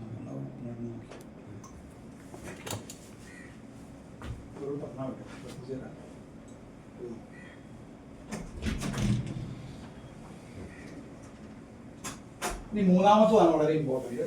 നമ്മൾ ചെയ്യേണ്ട ഒരു റിയൽ സിസ്റ്റം. ഞാൻ ബാക്കിയുള്ള സാധാരണഗതിയുള്ള സംഭവങ്ങളൊക്കെ മാറ്റിയിട്ട് നമ്മൾ ചെയ്യേണ്ട കാര്യങ്ങൾ മാത്രമാണ് പറയുന്നത്. ഇനി ഫൈനൽ ഇത്രയും ആയിക്കഴിഞ്ഞാൽ ഇനി നമ്മൾ ചെയ്യേണ്ടത്, ഇത്രയും ആയാൽ അല്ലെങ്കിൽ ആവേണ്ടത് ഈ ഒരു രീതിയിലാണ് നടത്തും. Because final stage two transcend your business to build something that lives, breathes and grows on its own. സ്വയമേ വളരുന്ന, സ്വന്തമായിട്ട്, അതായത് ഓട്ടോ മോഡിൽ വളരുന്ന രൂപത്തിലുള്ള ഒരു സംവിധാനം. ഇതേപോലെ ഇത് ഗ്ലോബൽ ലെവലിൽ വളരുന്ന ഒരു സംവിധാനം. ഇതിനെ നമ്മൾ ഇക്കോ സിസ്റ്റം എന്ന് പറയുന്നത്. ബാക്കിയുള്ള എല്ലാ ബിസിനസ് മോഡലുകളും നോക്കിക്കോളൂ, വരുന്ന ഒരു 5 വർഷത്തിനുള്ളിൽ ഇല്ലാതായി പോകും. ലോകത്തുള്ള എല്ലാ ബിസിനസ് മോഡലുകളും ഇല്ലാതായി പോകും. ഇക്കോ സിസ്റ്റം മോഡലുകൾ മാത്രമല്ല. എങ്ങനെ നിങ്ങൾക്ക് മനസ്സിലാകുന്നു? ഇന്ന് ലോകം ഭരിക്കുന്ന ഏറ്റവും സുപ്രധാനമായ 10 കമ്പനികൾ നമുക്ക് പരിശോധിച്ചു. 10 കമ്പനികളും ഇക്കോ സിസ്റ്റം മോഡൽ മാത്രമാണ് ഫോളോ ചെയ്യുന്നത്. ഒന്ന് ഗൂഗിളാണ് അതിൽ ആ ലിസ്റ്റിൽ വരുന്ന ഒരു കമ്പനി. ഗൂഗിൾ ആക്ച്വലി ഇതൊരു ഇക്കോ സിസ്റ്റമാണ്. നമ്മൾ പോലും അറിഞ്ഞിട്ടില്ല ഗൂഗിളിൻ്റെ കസ്റ്റമർ ആയത്. നിങ്ങൾ എപ്പോഴെങ്കിലും നിങ്ങളെ ഗൂഗിളിന് ഏതെങ്കിലും ഒരു സെയിൽസ്മാൻ വന്നിട്ട് ഗൂഗിളിൽ എന്തെങ്കിലും പ്രൊഡക്റ്റ് എടുക്കണമെന്ന് പറഞ്ഞിട്ടുണ്ടാവും. ഗൂഗിളിൽ ഏതെങ്കിലും ഓഫീസിലേക്ക് നിങ്ങൾ പോയിട്ടുണ്ടോ? ഗൂഗിളിൽ ഏതെങ്കിലും ഓഫീസ് നിങ്ങൾ കണ്ടിട്ടുണ്ടോ? പക്ഷെ ഗൂഗിളിലെ കസ്റ്റമർ അല്ലാത്ത ആരെങ്കിലും ഇവിടെ ഉണ്ടോ? ഗൂഗിളിന്റെ കസ്റ്റമർ അല്ലാത്ത, ഗൂഗിളിന് ഇൻഡയറക്ട്ലിയോ ഡയറക്ട്ലിയോ പേയ്മെന്റ് കൊടുക്കാത്ത ആരെങ്കിലും ഇവിടെ ഉണ്ടോ? ഒരിക്കലും ഇല്ല. ഇതാണ് ഇക്കോസിസ്റ്റത്തിന്റെ പവർ എന്ന് പറയുന്നത്. ഈ ഒരു രീതിയിൽ നമുക്ക് പോലും എന്ത് ചെയ്യാൻ പറ്റില്ല, ആ രീതിയിലേക്ക് അത് വളർത്താൻ കഴിയുന്ന ഒരു മോഡലാണ് ഇക്കോസിസ്റ്റം. ഇക്കോസിസ്റ്റം മോഡൽ അല്ലാത്ത ബിസിനസ്സൊക്കെ വരുന്ന 5-10 വർഷം കൊണ്ട് ഇവിടുന്ന് അപ്രത്യക്ഷമാവുന്നു എന്നുള്ളതാണ്. നേരത്തെ നിങ്ങൾ പറഞ്ഞതിൻ്റെ ഒരു ആൻസർ കൂടിയാണ് അത്. ശരിക്കും പറഞ്ഞല്ലോ അല്ലേ, നമ്മൾ ഈ പറഞ്ഞിരുന്ന ഒരു കൊളാബറേറ്റീവ് മോഡിന്റെ ഒരു ഏറ്റവും എക്സ്ട്രീം ലെവൽ ഓപ്പറേഷൻ രീതിയാണ് ഇക്കോസിസ്റ്റം മോഡൽ എന്നുള്ളത്. ആ ഇക്കോസിസ്റ്റം മോഡലാണ് ഇപ്പോൾ നിങ്ങൾ മുമ്പിൽ അവതരിപ്പിച്ചത്. അതാണ് നമ്മളിവിടെ അപ്ലൈ ചെയ്തുകൊണ്ടിരിക്കുന്നത്. നമ്മുടെ രീതിയും ആ രീതി തന്നെയാണ്. അപ്പോൾ ഈ ഒരു രീതിയിലേക്കാണ് എല്ലാം പോകും. Amazon it's A great example. Ecosystem. BNI വേണം പറഞ്ഞു. BNI അതിന് നല്ല ഉദാഹരണമാണ്. BNIക്ക് എവിടെയെങ്കിലും ഓഫീസ് കണ്ടിട്ടുണ്ടോ? ഒരു സ്റ്റാഫിനെ കണ്ടിട്ടൊന്നുമില്ല. ഒരു ഇക്കോസിസ്റ്റം രീതിയിലാണ് അത് വർക്ക് ആവുന്നത്. അവിടെ നമ്മൾ കളക്റ്റീവ് ഇൻ്റലിജൻസ് ആണ് ഉപയോഗിക്കുന്നത്. മാസ്റ്റർ മൈൻഡ് രീതിയാണ്, ബ്രെയിൻ സ്റ്റോമിംഗ് സിസ്റ്റമാണ് ഉപയോഗിക്കുന്നത്. നമ്മൾ ഓരോരുത്തരുടെയും കയ്യിലുള്ള അപ്ഡേറ്റ്സുകൾ കൃത്യമായിട്ട് എക്സ്ചേഞ്ച് ചെയ്യാനുള്ള ഒരു സംവിധാനമാണ്. അതേപോലെ നമ്മൾ ഓരോരുത്തരുടെയും ചലഞ്ചുകൾ ഒരുമിച്ച് ഇത് പരിഹരിക്കാനുള്ള മാസ്റ്റർ മൈൻഡ് വേദികളാണ് അതിൻ്റെ ഒരു പ്രത്യേകത, ഇക്കോസിസ്റ്റത്തിൻ്റെ പ്രത്യേകത. അവിടെ അത് പരസ്പരം ഇരുന്ന് ഇവിടെ ഒരു പ്രശ്നം വന്നു കഴിഞ്ഞാൽ നമ്മൾ എല്ലാവരും കൂടി കൂടിയിട്ട് അത് പരിഹരിക്കും. അതൊരു സിസ്റ്റം അതിന് ക്രിയേറ്റ് ചെയ്തിട്ടുണ്ട്. അങ്ങനെയാണ് ആ പ്രശ്നത്തിന് പരിഹരിക്കുക. ഓക്കെ, അതല്ലെങ്കിൽ കൺസിസ്റ്റൻസി അതിൻ്റെ ഒരു എന്താ പറയുക അതിൻ്റെ ഒരു ഐഡന്റിറ്റി ആയി. അത് തുടർച്ച, അത് കൃത്യമായിട്ട് അത് ഓരോ സ്റ്റെപ്പും അത് അങ്ങനെ തുടർന്നുകൊണ്ടേ ഇരിക്കുന്നുണ്ട്. കൺസിസ്റ്റൻസി അതിൻ്റെ മറ്റൊരു ഐഡന്റിറ്റിയാണ്. എന്താ മിറാക്കിൾ ഒരു കമ്മ്യൂണിറ്റി എന്നുള്ള രൂപത്തിൽ അത് രൂപപ്പെട്ടിട്ടുണ്ടാവുന്നത്. ഈ ഒരു മോഡലിലേക്കാണ് നിങ്ങൾ ഇൻവൈറ്റ് ചെയ്യുന്നത്. ഈ ഒരു മോഡലിലേക്ക് നമ്മൾ ഓരോരുത്തരും മാറിയാൽ മാത്രമാണ് നമുക്ക് എക്സിസ്റ്റ് ചെയ്യാൻ കഴിയും. അല്ലാത്തവർക്ക് ഓട്ടോമാറ്റിക്കലി ഈ ഒരു സിസ്റ്റത്തിൻ്റെ ഉള്ളിൽ നിന്ന് അല്ലെങ്കിൽ ഈ ഒരു സംവിധാനം നമ്മൾ പോലും അറിയാതെ ഔട്ടായി പോകുന്നതാണ്. ഈ ഒരു സിസ്റ്റത്തിൻ്റെ ഉള്ളിലല്ലാതെ നമുക്ക് ഇനിയുള്ള കാലത്ത് ഒരു ബിസിനസ്സിനും ഒരു മേഖലയ്ക്ക് ഒരു പ്രൊഫഷനും ഒരു ബിസിനസ്സിനും നിലനിൽക്കാൻ കഴിയില്ല എന്നുള്ളതാണ്. ഇതാണ് മൂന്നാമത്തെ രീതി എന്ന് പറയുന്നത്. നമുക്ക് അതിൻ്റെ ഒരു അത് നമ്മൾ കൊണ്ടുവരുന്ന ഇതിനകത്ത് ഈ പറയുന്നതൊക്കെ നമ്മളിവിടെ അപ്ലൈ ചെയ്യുന്ന സ്ട്രാറ്റജിയാണ്. അതിന് നമ്മളിപ്പോൾ ഈ പറയുന്ന മാസ്റ്റർ മൈൻഡ് നമ്മൾ ഉപയോഗിക്കുന്ന സാധനമാണ് ബീസോൾ എന്ന് പറയുന്ന സാധനം, മാസ്റ്റർ മൈൻഡ് അപ്ഡേറ്റ്സ് എന്ന് പറയുന്ന സംഭവം. ഇത് രണ്ടും നമ്മുടെ ഈ ഒരു സിസ്റ്റത്തിന്റെ പാർട്ടായിട്ട് ഉണ്ട് എന്നുള്ളതാണ്. Harness collective intelligence to solve any business challenges. ഏത് ബിസിനസ് പ്രോബ്ലവും നമുക്ക് ഇതിലൂടെ പരിഹരിക്കാൻ പറ്റുന്നതാണ്. കാരണം നമ്മുടെ പ്രശ്നത്തിനുള്ള പരിഹാരം എന്നുള്ളത് ഏതെങ്കിലും നേരത്തെ സാറാറ് പറഞ്ഞല്ലോ ഒരു വ്യക്തിനെ കാണുക എന്നുള്ള സിസ്റ്റം അവിടെ അല്ല, ഒരു വ്യക്തിയിലല്ല നമ്മുടെ പ്രശ്നത്തിന്റെ പരിഹാരം. നമ്മുടെ പ്രശ്നത്തിന്റെ പരിഹാരം പലരുടെയും തലച്ചോറിലാണ്. ഞാൻ നിങ്ങളുടെ മുമ്പിൽ ഒരു പ്രശ്നം അവതരിപ്പിച്ചു കഴിഞ്ഞാൽ എനിക്കിപ്പോൾ ഇവിടുന്ന് ഒരു 10-15 ആംഗിൾ എന്നുള്ള ആൻസറുകൾ കിട്ടും. ഇങ്ങനെ ചെയ്താൽ മതി. അതിൽ നിന്നാണ് എനിക്ക് പരിഹാരം കണ്ടെത്താൻ കഴിയുക. അത് ഞാൻ സാറിനെ മാത്രം ഡിപ്പെൻഡ് ചെയ്ത് കഴിഞ്ഞാൽ അതെനിക്ക് റിയൽ സൊല്യൂഷൻ അല്ല കിട്ടുന്നത്. അത് സാറിൻ്റെ വ്യൂവിൽ മാത്രം. അത് ചിലപ്പോൾ തെറ്റായി പോകാനുള്ള സാധ്യത. അപ്പം ശരിയായ ആൻസർ വരുന്നത് ഈ ഒരു മാസ്റ്റർ മൈൻഡ് ബ്രെയിൻ സ്റ്റോമിങ്ങിലൂടെ മാത്രമാണ്. അതിനൊരു സിസ്റ്റമാറ്റിക് സംവിധാനമാണ് ബീസോൾ സ്ട്രാറ്റജി ചെയ്തുകൊണ്ടിരുന്നത്. ബീസോൾ സ്ട്രാറ്റജി. ഇനി അതുപോലെ തന്നെ കൺസിസ്റ്റൻസി സ്ട്രാറ്റജി. കൺസിസ്റ്റന്റ് ആവാൻ നമുക്കതിനൊരു കൃത്യമായിട്ട് rhythm, create A rhythm of continuous success through structured cadence. അതായത് ഒരു സ്ട്രക്ചർഡ് ആയിട്ടുള്ള സംവിധാനത്തിന് മാത്രമേ കൺസിസ്റ്റന്റ് ആയിട്ട് നിലനിൽക്കാൻ പറ്റുള്ളൂ എന്നുള്ളതാണ്. നമ്മൾ ഷാർപ്പ് 3:53 3:51 സ്റ്റാർട്ട് ചെയ്യും. അത് ഇവിടെ എല്ലാ പ്രോഗ്രാമും 6:29 ഡോക്ടറുടെ മെഡിറ്റേഷനോടുകൂടി നമ്മൾ വ്യാഴാഴ്ചയിൽ ഈ പ്രോഗ്രാം ആരംഭിക്കുന്നത്. അത് 6:23 ചിലപ്പോൾ ഒരാളെ ഉള്ളെങ്കിലും നമ്മൾ അത് ചെയ്യും. അപ്പോഴാണ് കൺസിസ്റ്റൻസി വരിക. അപ്പം സ്വാഭാവികമായിട്ട് അതൊരു മിസ്സിങ് വന്നു കഴിഞ്ഞാൽ അടുത്ത ആഴ്ച ആൾക്കത് മിസ്സാവില്ല. ആ സമയത്ത് അവിടെ എത്തും. ഒരാളാണെങ്കിൽ നമ്മൾ തുടങ്ങുക എന്നുള്ളത് തന്നെയാണ് ഉദ്ദേശം. ഇന്നും നമ്മൾ കറക്റ്റ് 4:59 സ്റ്റാർട്ട് ചെയ്ത് കഴിഞ്ഞു എന്നുള്ളതാണ്. അതാണ് ഇതിൽ പ്രധാനമായിട്ടും daily individual tracking, systematical daily നമ്മൾ എല്ലാ കമ്മ്യൂണിറ്റി ഓണേഴ്സ് ആയിട്ടുള്ള ആളുകൾ എല്ലാ ദിവസവും രാവിലെ 20 മിനിറ്റ് ഡെയിലി ഞങ്ങൾ എന്ത് ചെയ്യുന്നുണ്ട്. ഒരു ഞായറാഴ്ചയോ ഒരു ഒഴിവ് ദിവസം ഒന്നും വ്യത്യാസമില്ലാതെ കണ്ടിന്യൂസ് ആയിട്ട് 20 മിനിറ്റ് എന്ത് ചെയ്യുന്നുണ്ട്, ഡെയിലി ട്രാക്കിംഗ് നമ്മൾ ചെയ്യുന്നുണ്ട്. വീക്കിലി ഉള്ള ഓരോ മെമ്പേഴ്സും ഭാഗമായിട്ട് ഓരോ മെമ്പേഴ്സിനും നമ്മൾ weekly tracking system, growth tracking system ഇതിലുണ്ട് കൃത്യമായിട്ട്. അതേപോലെ തന്നെ മന്ത്ലി കമ്മ്യൂണിറ്റി ട്രാക്കിംഗ് എന്ന് പറയുന്ന നമ്മളത് കറക്റ്റ് ട്രാക്ക് ചെയ്ത് പോകുന്നുണ്ട്. അതാണ് consistency. Miracle strategy. Ultimate goal stop. ഇവിടെ നമ്മൾ പറയുന്ന ഒരു കാര്യം എന്നത് അൾട്ടിമേറ്റ് ഗോൾ എന്ന് പറഞ്ഞാൽ സ്റ്റോപ്പ് ബിൽഡിങ്, ടീം ബിൽഡിങ്ങിന്റെ കാലം കഴിഞ്ഞു എന്നുള്ളതാണ്. ടീം ബിൽഡിങ്ങിൽ നമ്മൾ ടീം ബിൽഡ് ചെയ്യുക, സ്റ്റാഫ് ട്രെയിനിങ്, ഇതൊക്കെ കാലം കഴിഞ്ഞു. നീ അങ്ങനെ സ്റ്റാഫ് ആയിട്ട് നിൽക്കാനൊന്നും ആദ്യം നിന്ന് കിട്ടില്ല. അവരൊക്കെ അവരുടേതായ ലോകം സൃഷ്ടിക്കാനാണ് ശ്രമിക്കുക. അല്ലെങ്കിൽ അവർ ആ രീതിയിലുള്ള മൈൻഡ് സെറ്റ് അല്ല ഇപ്പോഴത്തെ പുതിയ ആളുകൾക്കുള്ളത്. അപ്പം ടീം ബിൽഡിംഗ് സ്റ്റോപ്പ് ചെയ്യുക for your business. Stop building A team for your business. മറിച്ച് എന്താ ചെയ്യേണ്ടതെന്ന് അറിയാം, start building A community for your vision. Business അല്ല നമ്മൾ പറയുന്നത്, വിഷനാണ് പറയുന്നത്. ടീമിനല്ല ബിൽഡ് ചെയ്യുന്നത്, കമ്മ്യൂണിറ്റിനാണ് ബിൽഡ് ചെയ്യുന്നത്. അപ്പോൾ കമ്മ്യൂണിറ്റി ഫോർ യുവർ വിഷൻ. നിങ്ങളുടെ വിഷനെ ബേസ് ചെയ്തിട്ട്, ആ വിഷനാണ് കോർ, ആ കോറിനെ ബേസ് ചെയ്തിട്ട് നിങ്ങൾ ഒരു കമ്മ്യൂണിറ്റിനാണ് ബിൽഡ് ചെയ്യുന്നത്. ഇതാണ് അവസാനമായിട്ട് നമുക്ക് പറയാം. അതാണ് 9 സ്ട്രാറ്റജികൾ നമുക്ക് പറയാനുള്ളത്. ഇതാണ് ഇപ്പോൾ നമ്മൾ മൊത്തത്തിലുള്ള full blueprint from core to ecosystem. ഈ കോറിൽ നിന്നും എക്കോസിസ്റ്റത്തിലുള്ള യാത്ര എന്ന് പറയുന്നതാണ്. ഒന്ന് സ്ട്രാറ്റജിക്കൽ ഫൗണ്ടേഷൻ, സ്റ്റോറിയാണ്. നമുക്ക് ഓരോരുത്തർക്കും ഒരു സ്റ്റോറി വേണം, അത് ബിൽഡ് ചെയ്യാൻ. അതിനാണ് നിങ്ങൾക്ക് ഈ കമ്മ്യൂണിറ്റി. മെഡിക്കൽ എക്കോസിസ്റ്റം എന്ന് പറയുന്നത്, മെഡിക്കൽ എക്സ്പെർട്ട് എക്കോസിസ്റ്റം എന്ന് പറയുന്നത് ഡോക്ടറുടെ ഓണർഷിപ്പിലുള്ള ഒരു കമ്മ്യൂണിറ്റിയാണ്. അവിടെ വെച്ചിട്ട് നിങ്ങൾക്ക് നിങ്ങളുടെ ഒരു സ്ട്രാറ്റജിക്കൽ ഫൗണ്ടേഷൻ സ്റ്റോറി നിങ്ങൾക്ക് ബിൽഡ് ചെയ്യാം. രണ്ട്, ഇതിനെ നിങ്ങൾക്ക് ഒരു വാല്യുബിൾ സാധനമാക്കി മാറ്റാം. അതായത് ആർക്കും, നിങ്ങൾക്ക് നിങ്ങളുടെ കാലശേഷമോ ആർക്കും നമുക്ക് ഈ ഒരു സാധനം, ഈ ഒരു മൊബൈൽ വിൽക്കാൻ പറ്റുള്ളൂ. അതേപോലെ വിൽക്കാൻ പറ്റുന്ന ഒരു അസറ്റ് ആക്കിയിട്ട് നിങ്ങൾ ഇത്രയും കാലം ഉണ്ടായിരുന്ന എക്സ്പീരിയൻസിനെ, നിങ്ങൾ ഇത്രയും കാലം ക്രിയേറ്റ് ചെയ്തിട്ടുള്ള നിങ്ങളുടെ നോളജിനെ നിങ്ങൾക്കോ നിങ്ങളുടെ മക്കൾക്കോ നിങ്ങളുടെ അടുത്ത തലമുറയ്ക്കോ വിൽക്കാൻ പറ്റുന്ന രൂപത്തിലുള്ള ഒരു ഇന്റലക്ച്വൽ പ്രോപ്പർട്ടി 5 കോടിക്കോ 500 കോടിക്കോ 5000 കോടിക്കോ ഒക്കെ വിൽക്കാൻ പറ്റുന്ന ഒരു ഇന്റലക്ച്വൽ പ്രോപ്പർട്ടി ആക്കി മാറ്റാനുള്ള സ്ട്രാറ്റജി നിങ്ങൾക്ക് കിട്ടുമെന്നുള്ളതാണ്. പിന്നെയാണ് നിങ്ങൾക്ക് മാഗ്നറ്റിക് വിസിബിലിറ്റി സ്ട്രാറ്റജി, എങ്ങനെയാണ് ആളുകളെ നമ്മൾ ഇതിലേക്ക് ഇങ്ങോട്ടേക്ക് അട്രാക്ട് ചെയ്യുക. ഓക്കെ, ആ സ്ട്രാറ്റജി. ഇനി ആറാമത്തത് സ്വാഭാവികമായിട്ട് ഇതെല്ലാം റൺ ചെയ്യാൻ എന്ത് വേണം, നമുക്ക് ഫണ്ട് ഫ്യൂല് വേണം. ആ ഫ്യൂൽ എങ്ങനെയാണ് നിങ്ങളുടെ പ്രോഫിറ്റ് മാക്സിമൈസ് ചെയ്യാനുള്ള സ്ട്രാറ്റജി, പ്രോഫിറ്റ് മാക്സിമൈസ് ചെയ്യാനുള്ള സ്ട്രാറ്റജി. റവന്യൂ ഉണ്ടാക്കാനുള്ളതല്ല, റവന്യൂ ഇഷ്ടംപോലെ പല രൂപത്തിൽ, പക്ഷേ പ്രോഫിറ്റ് എന്നുള്ള വ്യത്യസ്തമായ കാര്യമാണ്. അതെങ്ങനെയാണ് മാക്സിമൈസ് ചെയ്യുന്നത്. ഈ പറഞ്ഞ കാര്യങ്ങളൊക്കെ എന്ത് ചെയ്യണം, വളരണം എന്നുണ്ടെങ്കിൽ അത് മെഷർ ചെയ്യണം. അതാണ് വീക്ക്ലി ഗ്രോത്ത് ട്രാക്ക് സ്ട്രാറ്റജി എന്ന് പറയുന്നത്. ഓക്കെ, പിന്നെ 7x24 കോർ ടീം സ്ട്രാറ്റജി. നമുക്ക് വേണ്ടത് സ്റ്റാഫല്ല, നമ്മുടെ കോർ ടീമാണ്, വിഷണറി കോർ ടീം എന്ന് പറയും. അവരെയാണ് നമ്മൾ ബിൽഡ് ചെയ്യുന്നത്. ആ സ്ട്രാറ്റജി നമുക്ക് ഇവിടെ കിട്ടുന്നതാണ്. അതേപോലെ തന്നെ ബിസോൾ സ്ട്രാറ്റജി, നമ്മളുടെ നിലനിൽക്കുന്ന ഓരോ ആഴ്ചകളിലും നമ്മൾ ഓരോ പ്രശ്നങ്ങളിലൂടെ ആയിരിക്കും മുന്നോട്ട് പോവുക, ചലഞ്ചസ് ആയിരിക്കും മുന്നോട്ട് പോവുക. ആ ചലഞ്ചസുകളും അതേപോലെ തന്നെ പിന്നെ നമ്മുടെ ഓരോ ആഴ്ചകളും വരുന്ന പുതിയ അപ്ഡേറ്റ്സുകളും കൃത്യമായിട്ട് നിങ്ങൾക്ക് അപ്ഡേറ്റ് ചെയ്യാനും അത് മാസ്റ്റർ മൈൻഡിലൂടെ നിങ്ങൾക്ക് നിങ്ങളുടേതായ മേഖലകളിലേക്ക് ഉപയോഗിക്കാൻ പറ്റുന്ന രീതിയിലേക്ക് മൗൾഡ് ചെയ്ത് കൊണ്ടുവരാനും ഉള്ള സ്ട്രാറ്റജി. എട്ടാമത്തത് consistency strategy. ഇത് ഇന്ന് പറഞ്ഞ് നാളെ അവസാനിക്കുന്ന ഒരു സംവിധാനമല്ല. ഇന്നത്തെ മീറ്റിംഗ് കഴിഞ്ഞാൽ നിങ്ങൾക്ക് ഉടനെ ഒരു ക്ലസ്റ്റർ മീറ്റിംഗ് ഉണ്ടാവും. അതിൽ ഒരു 3-4 പേര് മാത്രമാണ് ഉണ്ടാവുക. ഇവിടെ ഈ കൂട്ടത്തിൽ ഏറ്റവും താല്പര്യം കാണിക്കുന്ന ആളുകൾ നമ്മൾ ഒരു ക്ലസ്റ്റർ മീറ്റിംഗ്, അത് ഇവിടെ ഫിസിക്കൽ മീറ്റിംഗ് അല്ല, ഓൺലൈൻ മീറ്റിംഗ് ആണ്. നിങ്ങളുടെ ഒരു സൗകര്യം നോക്കിയിട്ട് സാധാരണ 9 മണിക്ക് എല്ലാ ദിവസവും വൈകുന്നേരം 9 മണിക്കാണ് അത് ഉണ്ടാവുക. അത് ഇതിൻ്റെ ഒരു കൺസിസ്റ്റൻസിയാണ്. ഇന്ന് കഴിഞ്ഞാൽ നാളെ തന്നെ അത് ഉണ്ടാവും. ഓക്കെ, ആ ക്ലസ്റ്റർ മീറ്റിംഗിലാണ് നമ്മൾ ഒന്നുകൂടി ഇൻഡെപ്ത് നമ്മൾ ചർച്ച ചെയ്യും. എന്തൊക്കെയാണ് നമുക്ക് ചെയ്യാൻ പറ്റുക, നമ്മളുടെ ഈ ഒരു പാർട്ടിൽ എന്താണ് നമുക്ക് ഏത് രീതിയിലാണ് മുന്നോട്ട് പോകാൻ കഴിയുക. ഓക്കെ, അതാണ് കൺസിസ്റ്റൻസി. അത് കഴിഞ്ഞാൽ ഉടനെ നെക്സ്റ്റ് തേഴ്സ്ഡേ നമ്മളുടെ ജനറൽ കമ്മ്യൂണിറ്റിയിലേക്ക് നമുക്ക് എൻട്രി വരും. ജനറൽ കമ്മ്യൂണിറ്റി നെക്സ്റ്റ് തേഴ്സ്ഡേ മുതൽ രാവിലെ 6:29 മുതൽ നമുക്ക് 9 മണി വരെ ആ ടൈമിലാണ് വരിക. ആ ടൈമിൽ നിങ്ങൾക്ക് നിങ്ങൾ മെമ്പേഴ്സ് ആയി കഴിഞ്ഞാൽ ഓട്ടോമാറ്റിക്കലി നിങ്ങൾക്ക് എവിടുന്ന് ലോകത്തിൻ്റെ ഏത് ഭാഗത്തും ഇത് ജോയിൻ ചെയ്യാം. ഫിസിക്കലി വരേണ്ട ആളുകൾക്ക് ഫിസിക്കലി വരാം. ഓക്കെ, അപ്പം അതാണ് അത് കൺസിസ്റ്റൻസി എന്ന് പറഞ്ഞതാണ്.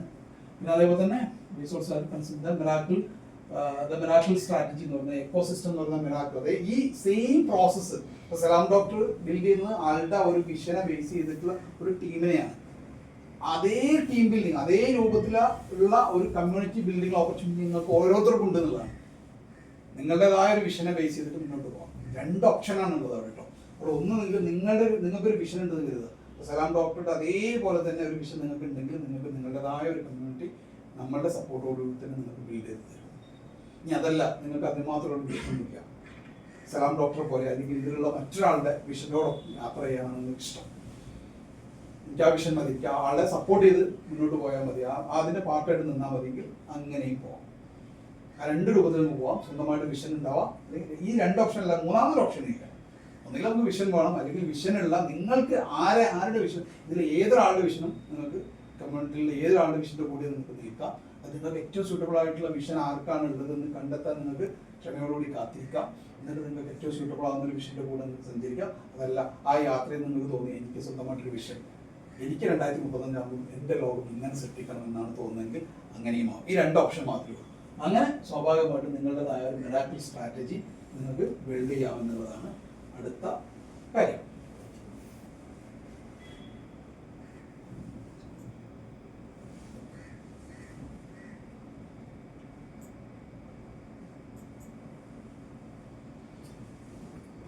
This is more than a model, it's a mindset. ഇതൊരു മൈൻഡ് സെറ്റാണ് ആക്ച്വലി. ഇതൊരു മോഡൽ എന്നുള്ളതിലപ്പുറം നമ്മുടെ ഒരു മൈൻഡ് സെറ്റാണ്. ആ mind settle it's a shift from running and business. നിങ്ങളൊക്കെ ഒരു തരത്തിൽ അല്ലെങ്കിൽ മറ്റൊരു തരത്തിൽ നിങ്ങളൊക്കെ സെയിൽസ്മാൻമാരാണ്. നിങ്ങളുടെ കഴിവ് വിറ്റിട്ട്, നമ്മളെല്ലാവരും മാത്രമല്ല, നമ്മുടെ ഒരു കഴിവ് വിറ്റിട്ട് നമ്മൾ ജീവിക്കുന്ന ആൾക്കാരാണ് അല്ലേ. നമ്മളെ ഒരു സെയിൽസ് ആണ് എല്ലാവരും ചെയ്യുന്നത്. അതിനെ കുറച്ചുകൂടി ഓർഗനൈസ്ഡ് രൂപത്തിൽ നമ്മൾ ബിസിനസ് എന്ന് പറയും അല്ലേ. ആ ബിസിനസ് റൺ ചെയ്യുന്ന ആ ഒരു പ്രോസസ്സിൽ നിന്ന് മാറിയിട്ട് it's a shift from running a business to leading a movement. ഒരു പ്രസ്ഥാനം ആയിട്ട് നമുക്ക് മാത്രമല്ല, വരും തലമുറക്കും കൂടി യൂസ്ഫുൾ ആവുന്ന രൂപത്തിൽ ഒരു ഗ്ലോബൽ ആക്സസ് ആയിട്ട്, സ്കെയിലബിൾ ആയിട്ട്, വളർച്ചയുള്ള മെഷറബിൾ ആയിട്ടുള്ള ഒരു സാധനമായിട്ട് നമ്മളെ സംവിധാനത്തെ മാറ്റി leading a movement from seeking profit to create a legacy. Okay, അതായത് ലെഗസി ക്രിയേറ്റ് ചെയ്യുന്നതിലേക്കാണ്. അപ്പം സ്വാഭാവികമായിട്ട് നമുക്ക് പ്രോഫിറ്റും ഫണ്ടും റവന്യൂ ഒക്കെ ഇതിൻ്റെ പിന്നാലെ നിങ്ങൾ വന്നുകൊള്ളുമെന്നുള്ളതാണ്. അത് നിങ്ങൾ അതിൽ ഫോക്കസ് ചെയ്യേണ്ട ആവശ്യമില്ല. നിങ്ങൾ ലെഗസി ക്രിയേറ്റ് ചെയ്യുന്നതിൽ ഫോക്കസ് ചെയ്യുന്നത്. നിങ്ങൾ നേരത്തെ പറഞ്ഞ 4 കാര്യത്തിൽ മാത്രം ഫോക്കസ് ചെയ്തതാണ്. നിങ്ങൾ ഈ 4 ടൈപ്പ് ആൾക്കാരെ മാത്രം ബിൽഡ് ചെയ്താൽ മതി. ഈ 4 ടൈപ്പ് രീതിയും മാത്രം നിങ്ങൾ ഫോക്കസ് ചെയ്താൽ മതി. ബാക്കി നിങ്ങളെ തേടി വരും എന്നുള്ളതാണ് സത്യം. ഓക്കെ, ഈ ഇത്രയും പറഞ്ഞതിൽ എന്തെങ്കിലും ക്ലാരിറ്റി വരുത്തുന്നുണ്ടോ, എന്തെങ്കിലും മനസ്സിലായിട്ടുണ്ടോ നിങ്ങൾ? ബേസിക്കലി ഇതേ നമ്മള് മെഡിക്കൽ മേഖല ആയതുകൊണ്ട് ഞാനൊരു 5-6 മാസം സാറിന്റെ കൂടെ എല്ലാ വ്യാഴാഴ്ച ഇരുന്ന് എനിക്ക് മനസ്സിലായ ശേഷമാണ് ഞാൻ ഇതിലോട്ട് പോയത്.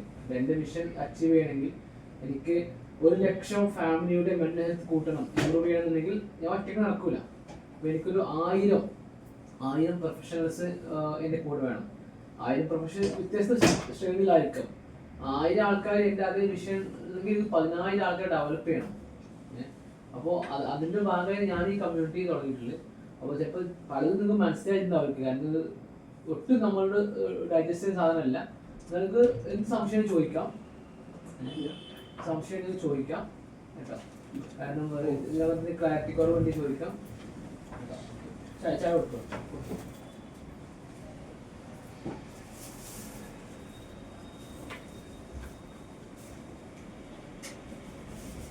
ഓക്കെ, ഇത് പറഞ്ഞു വരുന്നത് നമ്മൾ മനുഷ്യരെല്ലാവരും ബേസിക്കലി സ്വാർത്ഥന്മാരാണ്. നമ്മൾ ഈ ഒരു സിസ്റ്റത്തിന്റെ പ്രത്യേകത എന്ന് വെച്ചാൽ നമ്മൾ വർക്ക് ചെയ്യുന്നത് നമുക്ക് വേണ്ടിയിട്ടാണ്.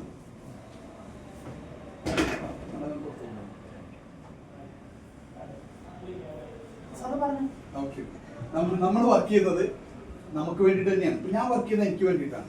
അപ്പൊ എന്റെ ഒരു ലക്ഷ്യം എന്താ വെച്ചാൽ സലാം സാർ എന്റെ ഒരു ക്ലൈന്റ് ആണ്. ബേസിക്കലി ഞാൻ പറയണം.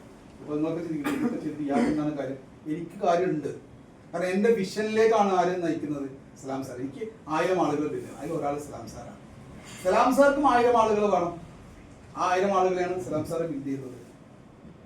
അതാണ് ഇതിന്റെ ഒരു ബ്യൂട്ടി എന്ന് പറഞ്ഞു കഴിഞ്ഞാൽ. പക്ഷെ നമുക്ക് ഓരോരുത്തർക്കും എനിക്ക് എന്താണോ അവകാശമുള്ളത്, അല്ലെങ്കിൽ സലാം സാർക്ക് എന്താണോ അവകാശമുള്ളത്, അത് മുഴുവനും ഇതിന്റെ ഭാഗമാകുന്ന എല്ലാവർക്കും കിട്ടുമെന്നുള്ളതാണ്. ഓക്കെ,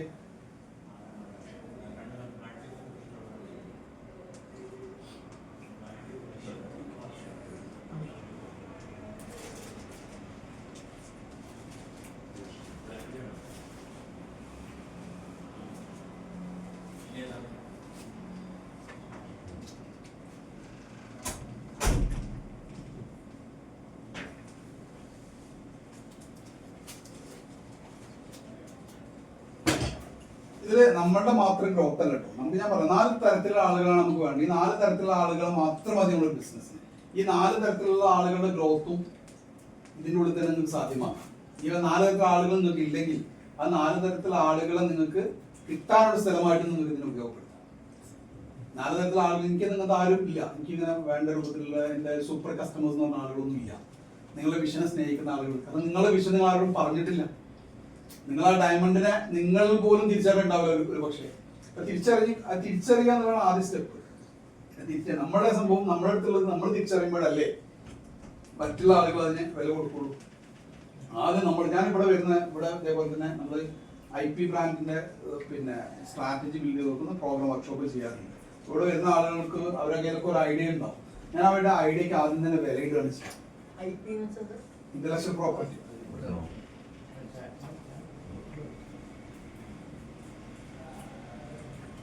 നിങ്ങൾക്ക് ബ്രാൻഡുകളുടെ മുകളിൽ രജിസ്റ്റേർഡ് 6 കണ്ടിട്ടില്ലേ? അതിന്റെ ലീഗൽ രജിസ്ട്രേഷൻ സിസ്റ്റമാണ്. 6 കിട്ടി എന്നുള്ളതുകൊണ്ട് പെർഫെക്റ്റ് ആയിക്കൊള്ളുന്നില്ല. അതായത് നമ്മുടെ കയ്യിലുള്ള ആ ഒരു അസറ്റുകൾ നമ്മൾ പല രൂപത്തിൽ നമുക്ക് എന്ത് ചെയ്യാൻ പറ്റും, IP ആക്കി മാറ്റാൻ പറ്റും. ഒന്നുകിൽ നമുക്കൊരു ബ്രാൻഡ് നെയിം ആയിട്ട് മാറ്റാൻ പറ്റും. ബ്രാൻഡ് നെയിം അതേപോലെ തന്നെ നമുക്ക് നമ്മളുടേതായിട്ടുള്ള ഒരു എന്താ പറയുക പ്രോഗ്രാം ആയിട്ട് അത് രജിസ്റ്റർ ചെയ്യാൻ പറ്റും. കോപ്പിറൈറ്റ് ആണ് മറ്റൊരു ഇന്റലക്ച്വൽ പ്രോപ്പർട്ടി. അല്ലെങ്കിൽ പേറ്റന്റ് ആയിട്ട് നമുക്ക് ചെയ്യാൻ പറ്റും. അങ്ങനെ പല ഇൻഡസ്ട്രിയൽ ഡിസൈൻ ആയിട്ട് ചെയ്യാൻ പറ്റും. അങ്ങനെ പല രൂപത്തിൽ നമുക്ക് ഇതിന് IP ലെവലിലേക്ക് ഇത് മാറ്റാൻ പറ്റും. നമുക്ക് IP ബ്രാൻഡിന് വരുന്ന പിന്നെ ഞാനൊരു 2.5 മണിക്കൂറിൽ മെന്ററിംഗ് സെഷൻ കൊടുക്കാറുണ്ട് IP ബ്രാൻഡ് ചെയ്യുന്നതുമായി ബന്ധപ്പെട്ട്. പക്ഷെ അവിടെ വരുന്ന ആളുകൾക്ക് ഇത്തരത്തിലുള്ള ആശയങ്ങൾ ഞാൻ ആദ്യം തന്നെ അവർക്ക് വിലയിടണം. അവരെ കൊണ്ട് തന്നെ വിലയിടിക്കണം. ഈ ഒരു ആശയത്തിന് നിങ്ങൾ 10 വർഷം കഴിഞ്ഞ് നിങ്ങൾ അതിന് എത്രയാണ് വാല്യൂ കാണുന്നത്, അല്ലെങ്കിൽ നിങ്ങളൊരു ബ്രാൻഡ് എത്ര രൂപയ്ക്ക് നിങ്ങൾ വിൽക്കും. നമുക്കറിയാം പല ബ്രാൻഡ് നെയിമുകൾക്ക് കോടികൾക്ക് വിറ്റതായിട്ട് കിട്ടുന്നത്. എങ്ങനെയാണ് അത് കോടികൾക്ക് വിൽക്കുന്നത്? എങ്ങനെയാണ് ആ ഒരു ബ്രാൻഡിന് കോടികൾ വരുന്നത്? അവരാ കോടികളിൽ നിങ്ങൾ വിചാരിക്കുന്ന പോലെ അവരവരുടെ കമ്പനിയോ ഫാക്ടറിയോ അവരുടെ പ്രൊഡക്റ്റോ ഒന്നും എടുക്കാറില്ല. അവരാ ബ്രാൻഡ് നെയിമോ മാത്രമാണ് എടുക്കാറുള്ളത്. അതെ, ഹിന്ദുസ്ഥാൻ ലിവർ നിങ്ങൾക്കറിയാം ഇന്ദുലേഖ എന്ന് പറയുന്ന ഒരു എണ്ണ ഉണ്ട്. ആ എണ്ണ അവർ പർച്ചേസ് ചെയ്ത് 500 കോടി രൂപയ്ക്കാണ്. 500 കോടി. അപ്പോൾ അയാൾ പർച്ചേസ് ചെയ്യുന്ന സമയത്ത് ഇയാൾ വിചാരിച്ചു ഇവരുടെ ഫാക്ടറി അടക്കം ഒരു കൊണ്ടുപോകുന്നതാണ്. അപ്പം ഹിന്ദുസ്ഥാൻ ലിവർ പറഞ്ഞതെന്ന് വെച്ചാൽ നിങ്ങളുടെ ഫാക്ടറിയിൽ ഉണ്ടാക്കുന്നതിനേക്കാളും 4 ഇരട്ടി വേഗത്തിൽ ഈ എണ്ണ ഞങ്ങളുടെ ഫാക്ടറിയിൽ നിങ്ങൾക്ക് ഉണ്ടാക്കാൻ കഴിയും. അപ്പോൾ ഞങ്ങളുടെ പ്രൊഡക്റ്റ് നിങ്ങൾക്ക് എണ്ണ നിങ്ങൾക്ക് വേണം. നിങ്ങൾ ഈ ഒരു ഡീലിൽ നടത്തുന്നതിന് എത്രയോ വർഷങ്ങൾക്ക് മുമ്പ് നിങ്ങളുടെ എണ്ണ ഞങ്ങളുടെ ഫാക്ടറികൾ ഉണ്ടാക്കിയിട്ടുണ്ട്. ആ എണ്ണയും ഞങ്ങൾക്ക് വേണ്ട. പിന്നെ എന്താണ് സാർ നിങ്ങൾക്ക് വേണ്ടത്? ആ എണ്ണ ഞങ്ങൾക്ക് ഞങ്ങളുടെ ഫാക്ടറിയിൽ അതിലും വേഗത്തിൽ സുന്ദരമായിട്ട് അതിലും കുറഞ്ഞ റേറ്റിൽ ഞങ്ങൾക്ക് ഉണ്ടാക്കാൻ കഴിയും. നിങ്ങൾ ഇതിൽ ഇൻവെസ്റ്റ് ചെയ്യുന്ന നിങ്ങൾക്ക് ഉണ്ടാക്കാൻ കഴിയുന്നതിനേക്കാൾ കുറഞ്ഞ റേറ്റിൽ ഈ എണ്ണ ഞങ്ങളുടെ ഫാക്ടറികൾ ഉണ്ടാക്കിയിട്ടുണ്ട്. ഞങ്ങൾക്ക് വേണ്ടത് ആ ബ്രാൻഡ് നെയിമാണ്. അത് മാത്രം മതി. നിങ്ങൾ ഈ എണ്ണ വേറെ വിറ്റോളൂ, ഒരു കുഴപ്പമില്ല. ഈ ബ്രാൻഡ് നെയിം നിങ്ങൾ എന്ത് ചെയ്യാൻ പാടില്ല, ഉപയോഗിക്കാൻ പാടില്ല. ഇതാണ് ഹിന്ദുസ്ഥാൻ ലിവർ ഇന്ദുലേഖയോട് പറഞ്ഞത്. അതൊരു IP ബ്രാൻഡ് ആയതുകൊണ്ടാണ്, അല്ലെങ്കിൽ ആ ഒരു രീതിയിലേക്ക് അതിനെ കൺവേർട്ട് ചെയ്തതുകൊണ്ട് മാത്രമാണ് അതത് ചെയ്ത ആ സ്റ്റാർട്ടിങ്ങിൽ തന്നെ ആ ഒരു വിഷനോടുകൂടി ചെയ്തതുകൊണ്ടാണ് അതാണ് 500 കോടി. അപ്പോൾ ആ ഒരു വിഷനാണ് ആദ്യം ചെയ്യുന്നത്. നമ്മുടെ കയ്യിലുള്ള ഡയമണ്ട് ഇത്രയും കാലം നിങ്ങൾക്ക് ബ്രാൻഡിങ്ങിന്റെ ഏറ്റവും സർട്ടിഫൈഡ് ആയിട്ടുള്ള ആളുകളാണ് നിങ്ങൾ. ഇവിടെയുള്ള ഈ പറയുന്ന ഓൺടർപ്രണേഴ്സ് ഒന്നും സർട്ടിഫൈഡ് ആണ്. നിങ്ങളുടെ ആ ഒരു പ്രൊഫഷൻ, നിങ്ങളുടെ പേരിന്റെ കൂടെ എന്തെങ്കിലും ഡോക്ടർ എന്നുണ്ടാവാം, അല്ലെങ്കിൽ നിങ്ങളുടെ ആ ഒരു പ്രൊഫഷൻ അവിടെ കാണിക്കുന്നത് നിങ്ങൾ ഇത്ര പഠിച്ചതാണ്, അതിന് സർട്ടിഫിക്കറ്റ് വാങ്ങിയ ആൾക്കാരാണ്. അപ്പം കൃത്യമായിട്ട് വിസിബിൾ ആവാൻ യോഗ്യരായ ആൾക്കാരാണ് ഡോക്ടേഴ്സ് എന്ന് പറയുന്നത്. ഓക്കെ, അപ്പൊ നിങ്ങളുടെ ആ ഉള്ളിലുള്ള ഡയമണ്ടിനെ ഫസ്റ്റ്ലി നിങ്ങൾ തിരിച്ചറിയുക. രണ്ടാമതായി നിങ്ങൾ വാല്യൂ ചെയ്യാം. നിങ്ങൾ വാല്യൂ ഇടുക. 500 കോടിയോ 1000 കോടിയോ നിങ്ങളുടെ കോൺഫിഡൻസ് അനുസരിച്ചിട്ടാണ്. അത് ഇപ്പൊ നിങ്ങൾ ആ എമൗണ്ട് ഇട്ടല്ല, ഞാൻ അങ്ങനെ ആ രീതിയിൽ ബ്രാൻഡിന് വാല്യൂ ഇട്ട പല ആളുകളുടെയും ബ്രാൻഡിന്റെ വാല്യൂ ആ ഒരു രീതിയിൽ എത്തിയിട്ടുണ്ട്. കോട്ടക്കലെ ഡെന്റിസ്റ്റ് ഉണ്ട് ഡോക്ടർ മുസഫിർ, അറിയാം, ഫ്രണ്ടാണ്. മുസഫിറോട് ചോദിച്ചാൽ അതറിയാം. സ്മാജിക് എന്നുള്ള ബ്രാൻഡ് ഞാൻ ബിൽഡ് ചെയ്തതാണ്. അപ്പോൾ മുസഫിറോട് വരുന്ന സമയത്തുള്ള നിങ്ങൾക്ക് അറിയായിരിക്കും, സാഹചര്യം അറിയാം. ഇന്ന് മുസഫിറിന്റെ ആ ഒരു ഗ്രോത്തും നിങ്ങൾക്ക് മനസ്സിലാക്കിയാൽ മതി. ഓക്കെ, പിന്നെ അതേപോലെ തന്നെ ഒരു ഡെന്റിസ്റ്റിൻ്റെ കൂടെ ഡിയർ ഡെന്റിസ്റ്റ് എന്ന് പറയും, ഡോക്ടർ നിഹാൽ അറിയാം. ആള് ഇവിടുന്നാണ് ഡെവലപ്പ് ആയത്. ഓക്കെ, ആള് നമ്മളെ കുറിച്ച് ഒരു പുസ്തകം എഴുതിയിട്ടുണ്ട്. കോപ്പി വേണ്ടി കോപ്പി തരാം, പ്രത്യേകം പറഞ്ഞതാണ്. ഓക്കെ, ഞാൻ പറഞ്ഞു വരുന്നത് ആ രീതിയിൽ നമ്മൾ എന്ത് ചെയ്യണം, നമ്മളെ വാല്യൂ നമ്മൾ ഫിക്സ് ചെയ്യണം എന്നുള്ളതാണ്. അപ്പോൾ സ്വാഭാവികമായിട്ടും ആ ഒരു വാല്യൂ നമുക്ക് തിരിച്ചു കിട്ടും എന്നുള്ളതാണ്. ഓക്കെ, നിങ്ങൾക്ക് എന്തെങ്കിലും ചോദിക്കാണെങ്കിൽ ചോദിക്കാം.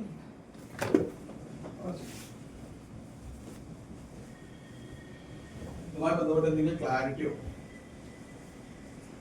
നിങ്ങൾക്ക് ഏതെങ്കിലും ഭാഗം നിങ്ങൾക്ക് കണക്ട് ചെയ്യാൻ പറ്റിയിട്ടുണ്ടെങ്കിലോ പറ്റിയിട്ടില്ലെങ്കിൽ രണ്ടും ചോദിക്കും.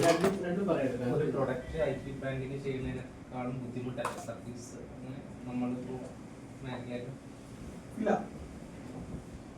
ആശയമാണ് അതിന് പ്രധാനം. നമ്മുടെ അടുത്തൊരു ആശയം ഉണ്ടാവണം, അതിന് യുണീക്ക് ആവുക എന്നുള്ളതാണ് അതിന്റെ വ്യത്യാസം. പ്രൊഡക്റ്റ് ചെയ്യുന്നതിനേക്കാളും എളുപ്പമാണ് എന്നുള്ളതാണ്. കാരണം നിങ്ങളെ സംബന്ധിച്ചിടത്തോളം ഒരു പ്രൊഡക്റ്റ് നമ്മൾ തുടക്കത്തിൽ എങ്ങനെയാണ് അതിനൊരു പ്രൊഡക്റ്റ്, ഇപ്പൊ നമ്മളിവിടെ ഒരു ബ്രാൻഡ് ഉണ്ട്, നിങ്ങൾ നാട്ടിൽ വളാഞ്ചേരിക്കാരനാണ്. ആളിവിടെ വന്നത് ഗൾഫ് റിട്ടേൺ ആയിട്ട് വന്നിട്ട് എന്നോട് പറഞ്ഞു, എനിക്ക് സാർ എനിക്കൊരു കേരളത്തിൽ ഒരു ബ്രാൻഡ് തുടങ്ങണം. ഞാൻ അങ്ങനെ വരുന്ന ആളോട് ഐഡിയ ആയിട്ട് പറയുന്നത്, നിങ്ങൾ ബ്രാൻഡ് തുടങ്ങാൻ ആഗ്രഹിക്കുന്നത് 2 വർഷം മുമ്പ് ബ്രാൻഡ് തുടങ്ങാമെന്ന് പറയും. അപ്പൊ ആൾക്ക് ധീര എന്നുള്ളൊരു ബ്രാൻഡ് നമ്മൾ അപ്പൊ ആളെ സംബന്ധിച്ച് ആദ്യം നമ്മൾ ചെയ്ത ആൾക്ക് പേഴ്സണൽ ബ്രാൻഡിങ് കൊടുക്കുക ചെയ്തത്. ആളെ പേഴ്സണലി അതിന് പറ്റുന്ന രൂപത്തിലേക്ക് ആളെ കൺവേർട്ട് ചെയ്തു പോകുന്നതാണ്. അതൊക്കെ നമ്മൾ കൊടുത്ത ടാഗ് ലൈൻ. ആളുടെ ആഗ്രഹം 21ഓളം ബിസിനസ് ഐഡിയകളാണ് ആളെ എടുത്ത് വന്നത്. അപ്പൊ അയാൾക്ക് ഏറ്റവും സൂട്ടബിൾ ആയിട്ടുള്ള ബിസിനസ്, യൂണീക് ബിസിനസ് എന്നുള്ളത് മെയിൽ സോപ്പ് എന്നുള്ളതാണ്. പുരുഷന്മാർക്ക് വേണ്ടിയിട്ടുള്ള സോപ്പ്, ഇതാണ് കോൺസെപ്റ്റ്. ആ ഒരു ആശയത്തിനെ ബേസ് ചെയ്തിട്ട് ആളെന്ത് ചെയ്യുന്നു വെച്ച് കഴിഞ്ഞാൽ മെയിൽ സ്കിൻ കെയർ ആസ്പിരന്റ്. കാരണം ആ മേഖലയിൽ എന്തല്ല എക്സ്പെർട്ട് അല്ല, ആ മേഖല പഠിക്കാൻ ആഗ്രഹിക്കുന്ന, ആ മേഖല ഇഷ്ടമുള്ളതാണ്. അതുകൊണ്ടാണ് മെയിൽ സ്കിൻ കെയർ ആസ്പിരന്റ് എന്നുള്ളത്. ആ മെയിൽ സ്കിൻ കെയർ ആസ്പിരന്റ് എന്നുള്ള ആളിന് ഇപ്പോൾ ബ്രാൻഡായി. ഇന്നിപ്പം ഇതേപോലെ തന്നെ ഡെർമറ്റോളജിസ്റ്റുകൾ വരെ പുള്ളിനെ കണക്ട് ചെയ്തുകൊണ്ടിരിക്കുകയാണ്. അവരുമായിട്ടൊക്കെ പുള്ളി ആ ബന്ധം സൂക്ഷിച്ചു. 2 വർഷം കഴിഞ്ഞിട്ടാണ് ബ്രാൻഡ് തുടങ്ങുന്നത്. പക്ഷെ ഇപ്പോൾ ആളെന്ത് ചെയ്തു, പേഴ്സണലി അതിൽ ബ്രാൻഡായി ആളുടെ വീഡിയോസ് കാര്യങ്ങൾ സർക്കാരിനെ നമ്മുടെ ഈ കമ്മ്യൂണിറ്റിയിലെ മെമ്പറാണ് ധീരമായി. ആളുടെ രൂപ അടക്കം നമ്മൾ മാറ്റി ആ രീതിയിലേക്ക് മാറ്റി കൊണ്ടുവന്നു. ആളിപ്പോൾ അത് പഠിച്ചു, നിരന്തരം പുള്ളി പഠിച്ചുകൊണ്ടിരിക്കുകയാണ്. 2 വർഷം പുള്ളിക്ക് സമയമുണ്ട്. ആ 2 വർഷക്കാലം കൊണ്ട് പുള്ളി എന്താണ് ഒരു പേഴ്സണൽ ബ്രാൻഡ്, അതിൻ്റെ ആ ഒരു മെയിൽ സ്കിൻ കെയറിൻ്റെ ഒരു അപ്പോസ്റ്റലിനായിട്ട് ആൾ മാറുക എന്നുള്ളതാണ്. ഓക്കെ, ആ രീതിയിൽ നമുക്ക് എന്ത് ചെയ്യാൻ പറ്റും, ഏത് മേഖലയിൽ നമുക്ക് ചെയ്യാൻ പറ്റും, യുണീക്നെസ് കൊണ്ടുവരാൻ പറ്റും. നമ്മൾ പെട്ടെന്നൊരു പ്രോജക്റ്റ് കഴിയാൻ നമ്മൾ എന്താണോ നമ്മളുടെ ഉള്ളിലുള്ള റിയൽ സാധനത്തിനെ പുറത്തെടുത്ത്, കാരണം നമ്മൾ വേറെ ആരെങ്കിലും ചെയ്ത് വെച്ച് കോപ്പി എല്ലാം ഉണ്ട്. നമ്മുടെ ഉള്ളിൽ തന്നെ യുണീക്നെസ് കിടക്കുന്നുണ്ട്. അത് കണ്ടുപിടിച്ചിട്ട് അതിനെയാണ് നമ്മൾ എന്ത് ചെയ്യുന്നത് ഡയമണ്ട് ആക്കി. നമുക്ക് തന്നെ കുറച്ചൊരു ഡയമണ്ട് തന്നിട്ടുണ്ട്. പക്ഷെ നമ്മൾ എന്ത് ചെയ്യുന്നില്ല, ആ ഡയമണ്ട് തിരിച്ചറിയാതെ മറ്റുള്ളവരുടെ ഡയമണ്ട് നോക്കി അസൂയപ്പെട്ടിട്ട് കാലം തീർക്കുന്ന ഒരു സ്വഭാവമാണുണ്ട്. അയാൾ കാറ് വാങ്ങി, അതാണ്. പക്ഷെ അതിനേക്കാൾ വലിയ കാറ് വാങ്ങാനുള്ള സാധനങ്ങളൊക്കെ നമ്മുടെ ഉള്ളിൽ എന്ത് ചെയ്തിട്ടുണ്ട്, കുറച്ചൊന്ന് ഓൾറെഡി ഇൻസ്റ്റാൾ ചെയ്തിട്ടുണ്ട്. പക്ഷെ ഇത് കണ്ടെത്തിയിട്ട് ഇതിനെ ഈ രൂപത്തിൽ മൂല്യം കൊടുത്ത് ആദ്യം അതിന് മൂല്യം കൊടുക്കുന്നത് നമ്മളാണ്. നമ്മൾ മൂല്യം കൊടുക്കാത്തൊരു സാധനം മറ്റുള്ളവർ മൂല്യം കൊടുക്കണം എന്ന് പറഞ്ഞിട്ട് വാശി പിടിച്ചിട്ടൊരു കാര്യമില്ല. ആദ്യം നമ്മളതിനെ റെസ്പെക്ട് ചെയ്യുക, അതിനെ ഇഷ്ടപ്പെടുക, അതിന് വാല്യൂ കൊടുക്കുക. ഇതാണ് ചെയ്യേണ്ടത്. IPR നമ്മൾ രജിസ്റ്റർ ചെയ്യേണ്ടി വരത്തില്ല. ട്രേഡ്മാർക്ക് ഈ സർവീസ് ഒക്കെ നമ്മള് സർവീസിൽ നമ്മൾ ഉണ്ടാക്കിയ ഒരു ഇന്നോവേഷൻ ആയിരിക്കും. പക്ഷെ അത് ഓൾറെഡി വേറെ ആരെങ്കിലും ഡെവലപ്പ് ചെയ്തിട്ട് അതിൽ വളരെ ചെറിയൊരു അഡ്വാൻസ്മെന്റ് ഒക്കെ ആയിരിക്കും നമ്മൾ നടത്തിയിട്ടുണ്ടാവുക. അപ്പൊ നമുക്ക് എങ്ങനെ അതില് കുറച്ചും കൂടി വാല്യൂ അഡീഷൻ കൊടുക്കുക. നമ്മൾ പുതിയ കുറെ കുറച്ചും കൂടി കാര്യങ്ങൾ കൊടുത്ത് നമ്മളുടേതായ ഒരു രീതിയായിട്ട് അത് മാറ്റി. നമ്മൾ നമ്മളുടേതായ കുറെ സിസ്റ്റങ്ങൾ, നമ്മളുടേതായ കുറെ നോളജ്, നമ്മുടെ കുറെ കേസ് സ്റ്റഡികൾ, കുറെ സംവിധാനങ്ങളൊക്കെ അതിലേക്ക് കൊണ്ടുവരാറ്. അവിടെയാണ് നമ്മൾ റിസർച്ച് നടത്തുന്നത്. അത് നമ്മുടേതായ സംഭവമൊക്കെ മാറ്റിയിട്ട് അതിനെ ബ്രാൻഡായിട്ട് നമ്മൾ അതിനെന്ത് ചെയ്യുക, മാറ്റുക എന്നുള്ളതാണ്. ഏത് സർവീസ് ആണെങ്കിലും നമുക്ക് എന്ത് ചെയ്യാൻ ഇതേപോലെ നമുക്ക് ബ്രാൻഡായിട്ട് മാറ്റാൻ പറ്റും. ഓക്കെ, അങ്ങനെ കുറെ സ്റ്റെപ്പ്, അതിലൊരു സ്റ്റെപ്പ് മാത്രമാണ് ഞാൻ പറഞ്ഞത്. IP ബ്രാൻഡിലേക്ക് കൊണ്ടുവരിക എന്നുള്ളത് സ്റ്റെപ്പ് മാത്രമാണ് പറഞ്ഞത്. അത് ഇപ്പം നമ്മളൊക്കെ വരുമ്പോൾ ഒരു പ്രൊഫഷണൽ ആയിട്ടുള്ളതാണല്ലോ. അപ്പോൾ നമ്മളൊരു പേഴ്സണൽ ബ്രാൻഡ് ചെയ്യുന്ന പോലെ തന്നെയല്ലേ ഇത് വരുന്നത്? ഇങ്ങനെ അല്ല, പേഴ്സണൽ ബ്രാൻഡ് ചെയ്യുന്നത് നമ്മൾ സാധാരണ എല്ലാവരും ചെയ്യുന്ന പോലെ അല്ല ചെയ്യേണ്ടത്. നമ്മുടെ മേഖലയ്ക്ക് ഏറ്റവും ആപ്റ്റായ രീതിയാണ് നമ്മൾ ചൂസ് ചെയ്യുന്നത്. അതല്ല നമ്മൾ ഒരു പരസ്യം പറയുന്ന പോലെയോ ഇന്ന് പലരും ചെയ്യുന്ന പോലെയോ തെറ്റായിരുന്നു. പക്ഷെ നമ്മൾ നമ്മുടെ ഒരു മേഖലയെ ബേസ് ചെയ്തിട്ടാണ് നമ്മൾ പേഴ്സണൽ ബ്രാൻഡ് ചെയ്യേണ്ടത്. പേഴ്സണൽ ബ്രാൻഡ് ചെയ്യാന്ന് പറഞ്ഞു കഴിഞ്ഞാൽ നമ്മളിപ്പോൾ ഏതെങ്കിലും ഒരു യൂട്യൂബ് ചാനലിൽ കുറേ ആളുകളെ ക്രിയേറ്റ് ചെയ്യാനല്ല വേണ്ടത്. നമ്മുടെ ടാർഗറ്റഡ് ഓഡിയൻസ് അവരുമായിട്ടുള്ള കമ്മ്യൂണിക്കേഷൻ ആണ് പേഴ്സണൽ ബ്രാൻഡ്. അല്ലാതെ യൂട്യൂബിൽ നമുക്ക് കുറേ സബ്സ്ക്രൈബേഴ്സിനെ ക്രിയേറ്റ് ചെയ്യുന്ന പരിപാടിയല്ല, കുറേ വ്യൂവേഴ്സിനെ ക്രിയേറ്റ് ചെയ്യുന്ന പരിപാടിയല്ല. നമ്മുടെ ഒരു ടാർഗറ്റ് ഓഡിയൻസുമായിട്ടുള്ള നമ്മുടെ കമ്മ്യൂണിക്കേഷനെയാണ് നമ്മളിവിടെ പേഴ്സണൽ ബ്രാൻഡ് പറഞ്ഞ പോലെ നമ്മളടുത്ത് ഒരു പ്രൊഡക്റ്റ് ഇല്ലല്ലോ. അപ്പോൾ നമ്മൾ സർവീസ് ആണല്ലോ നമ്മൾ. അപ്പോൾ സാർ പറഞ്ഞത് കറക്റ്റാണ്. അപ്പോൾ നമ്മൾ ആക്ച്വലി നമ്മൾ ചെയ്യുന്നത് ബ്രാൻഡ് ചെയ്യുന്നത് നമ്മളെ തന്നെയല്ല ശരിക്കും. നമ്മളെ അല്ല ശരിക്കും, നമ്മുടെ ആശയത്തിനാണ് ബ്രാൻഡ് ചെയ്യുന്നത്. നമ്മുടെ ഇപ്പോൾ സാറ് പറഞ്ഞല്ലോ, സാർ പറഞ്ഞു ട്രഷർ എന്ന് പറയുന്നത് ആ ആശയത്തിനുള്ള ആ ആശയവുമായിട്ട് റിയലി കണക്ട് ചെയ്തൊരു ആളുകൾ ഉണ്ടാവുമല്ലോ. ഇന്നിപ്പോൾ ഇവിടെ വന്നപ്പോൾ നമ്മളിപ്പോൾ ഈ ഒരു കമ്മ്യൂണിറ്റി ബിൽഡ് ചെയ്ത് ഇതിനകത്ത് നമ്മൾ കോർ സിസ്റ്റം ഉണ്ട്. കോർ 7 പേരാണത്. അത് 100% ഇതിനകത്ത് ഏറ്റവും നമ്മൾ ഇതിനകത്ത് ചില ക്രൈറ്റീരിയാസ് വെച്ചിട്ടുണ്ട്. ഏറ്റവും ക്വാളിറ്റി ഉള്ള ഏറ്റവും ബെസ്റ്റ് ആൾക്കാർ വരണം എന്നുള്ളതാണ്. അപ്പോൾ 3-4 മീറ്റിങ്ങുകൾ കഴിയുമ്പോൾ നമ്മൾ അതിൻ്റെ ഉള്ളിൽ നിന്ന് കോറിനെ നമ്മൾ ഡെവലപ്പ് ചെയ്യുക. ആ ക്രൈറ്റീരിയ നമ്മൾ വെക്കുന്നതാണ്.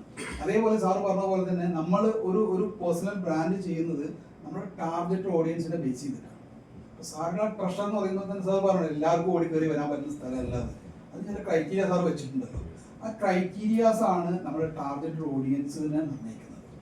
അപ്പോൾ അവർക്ക് മാത്രം ഉള്ളതാണ്. അപ്പോൾ അവരുടെ ഗുണം എന്താ വെച്ചാൽ അവർക്ക് കിട്ടുന്നത് ഒരു റിയൽ സംഭവമായിരിക്കും, റിയൽ സൊല്യൂഷനായിരിക്കും. കാരണം സാർ അവരെ കറക്റ്റായിട്ട് പഠിച്ചിട്ടുണ്ട്.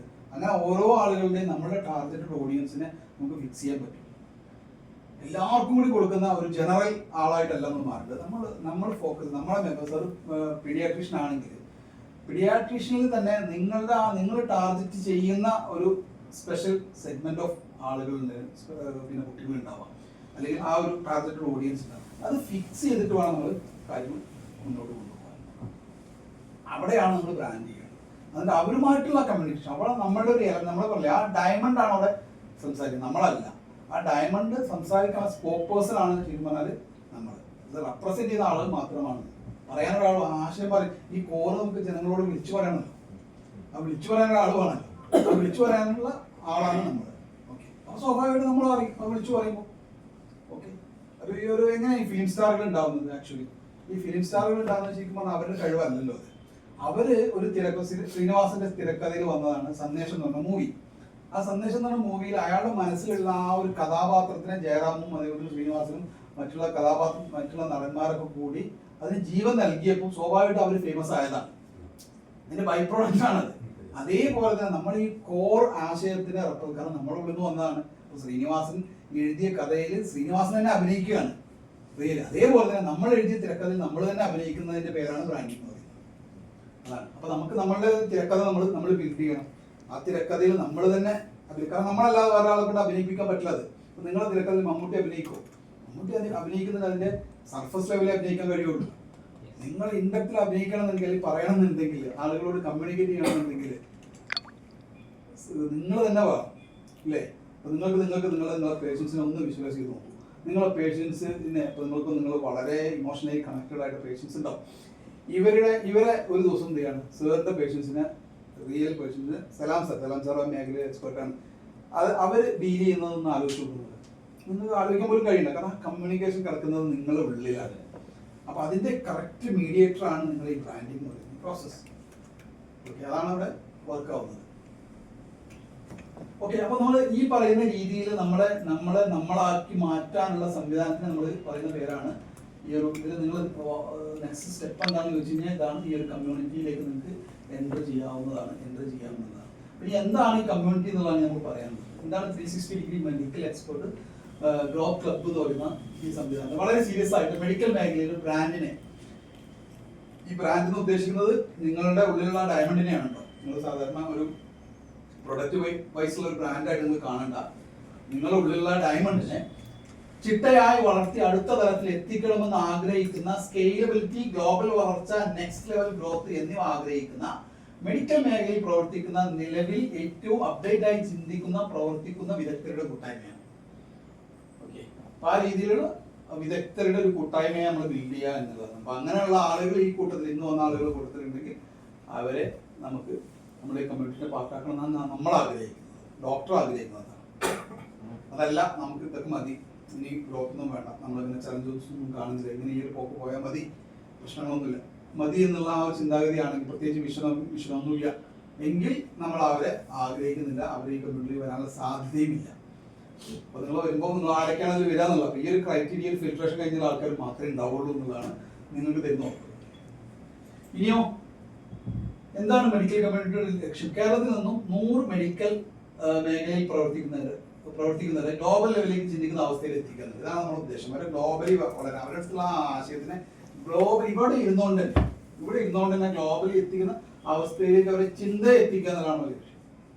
ഓക്കെ, ചിന്ത ആ മൈൻഡ് സെറ്റ് എത്തിക്കഴിഞ്ഞാൽ പിന്നെ നമുക്ക് ഫിസിക്കലി എത്താൻ എളുപ്പമായിരിക്കും. അതാണ് ഒന്നാമത്തെ ലക്ഷ്യം. പിന്നെ കൃത്യമായി പൊസിഷൻ ചെയ്യാനും, ബ്രാൻഡ് ചെയ്യാനും, പേഴ്സണൽ ഗ്രോത്തിനും, ബ്രാൻഡ് ഗ്രോത്തിനും, സിസ്റ്റം, ബ്രാൻഡിന്റെ ഒരു ഇത് ഞാൻ പറഞ്ഞല്ലോ, ആ രീതിയിലുള്ള ബ്രാൻഡാണ് മനസ്സിലാക്കേണ്ടത്. സിസ്റ്റം ആൻഡ് ടീമിനെ ബിൽഡ് ചെയ്യാനും അനുയോജ്യമായ ഒരു എക്കോസിസ്റ്റമാണ് നമുക്ക് ഇവിടെ ബിൽഡ് ആവുക. ഈ പറഞ്ഞ കാര്യങ്ങളൊക്കെ അവർ സ്വാഭാവികമായിട്ട് സംഭവിക്കും. ആ എക്കോസിസ്റ്റത്തിലൂടെ സ്വാഭാവികമായിട്ട് സംഭവിക്കും.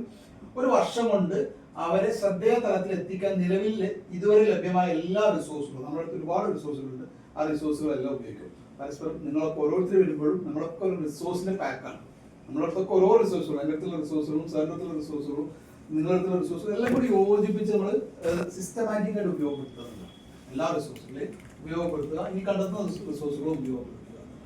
ഇതാണ് ആക്ച്വലി നമ്മൾ ഇതുകൊണ്ട് ഉദ്ദേശിക്കുന്നത്. ഇതാണ് 360 ഡിഗ്രി ബിസിനസ് ഗ്രോത്ത് ക്ലബിന്റെ ഒരു ചിത്രം എന്നുള്ളത്.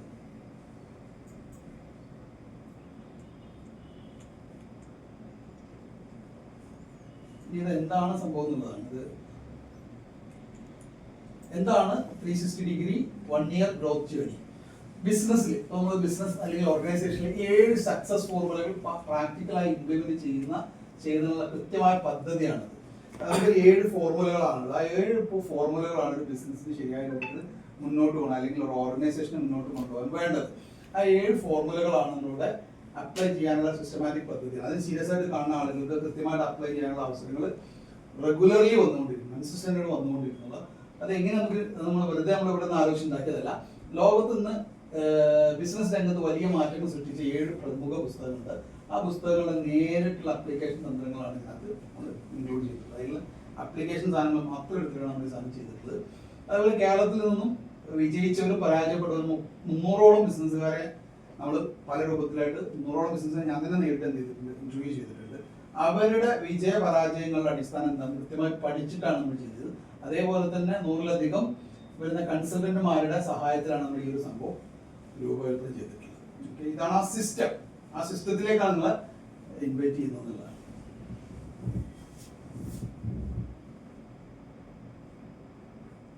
ഓക്കെ, ഇനി എന്താണ്, എങ്ങനെയാണ് അതിൻ്റെ അനാട്ടമി എന്താണെന്നുള്ളതാണ് ഇനി പറയാൻ പോകുന്നത്. ഈ 360 ഗ്രോത്ത് സെഷന്റെ അനാട്ടമിയാണ് പറയാൻ പോകുന്നത്. വീക്കിലി എല്ലാ ആഴ്ചകളിലും നടക്കുന്ന സെഷനാണ്.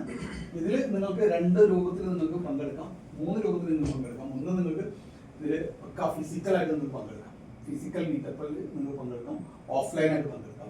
2 നിങ്ങൾക്ക് ഓൺലൈനായിട്ട് അതേപോലെ തന്നെ നിങ്ങൾക്ക് ഓൺലൈനായിട്ട് പങ്കെടുക്കാം.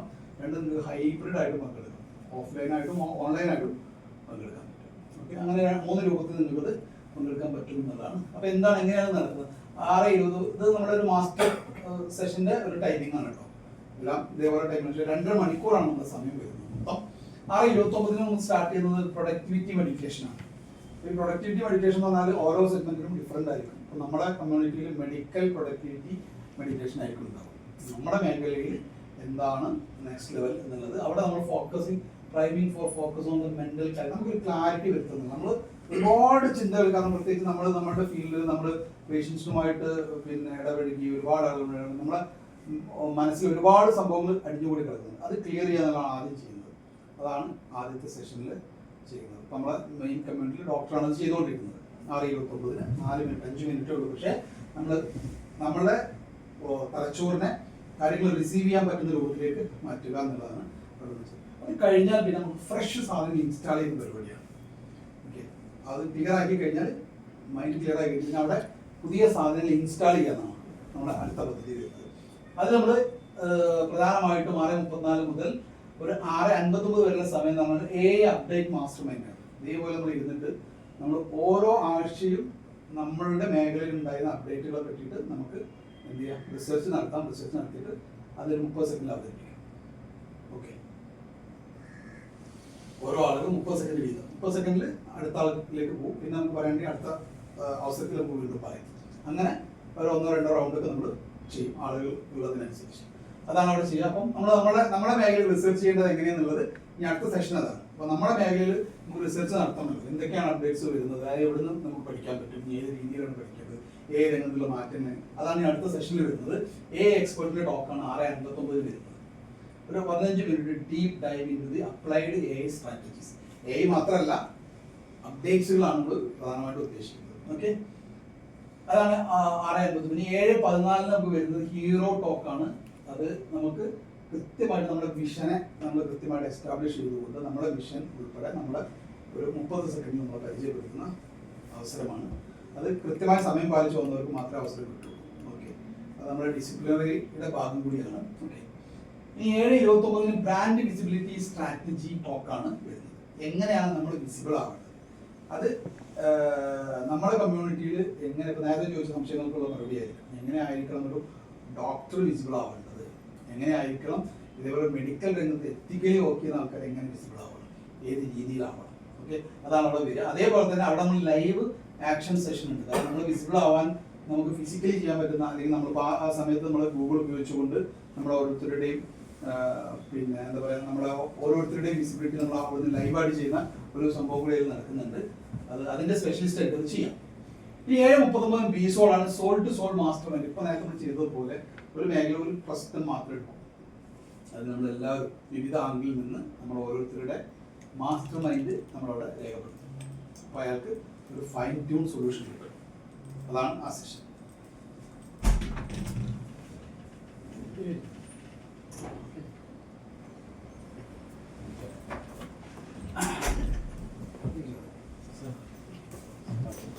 അപ്പോൾ അതാണ് 3ാം സെഷൻ വരുന്നത്. അപ്പം master mind for the members pressing the business. ഓരോ ആഴ്ച നമുക്ക് ഓരോ പ്രശ്നങ്ങൾ ഉണ്ടാവാൻ വരാൻ ചലഞ്ചസ് ഉണ്ടാവാൻ ചാൻസ് ഉണ്ട്.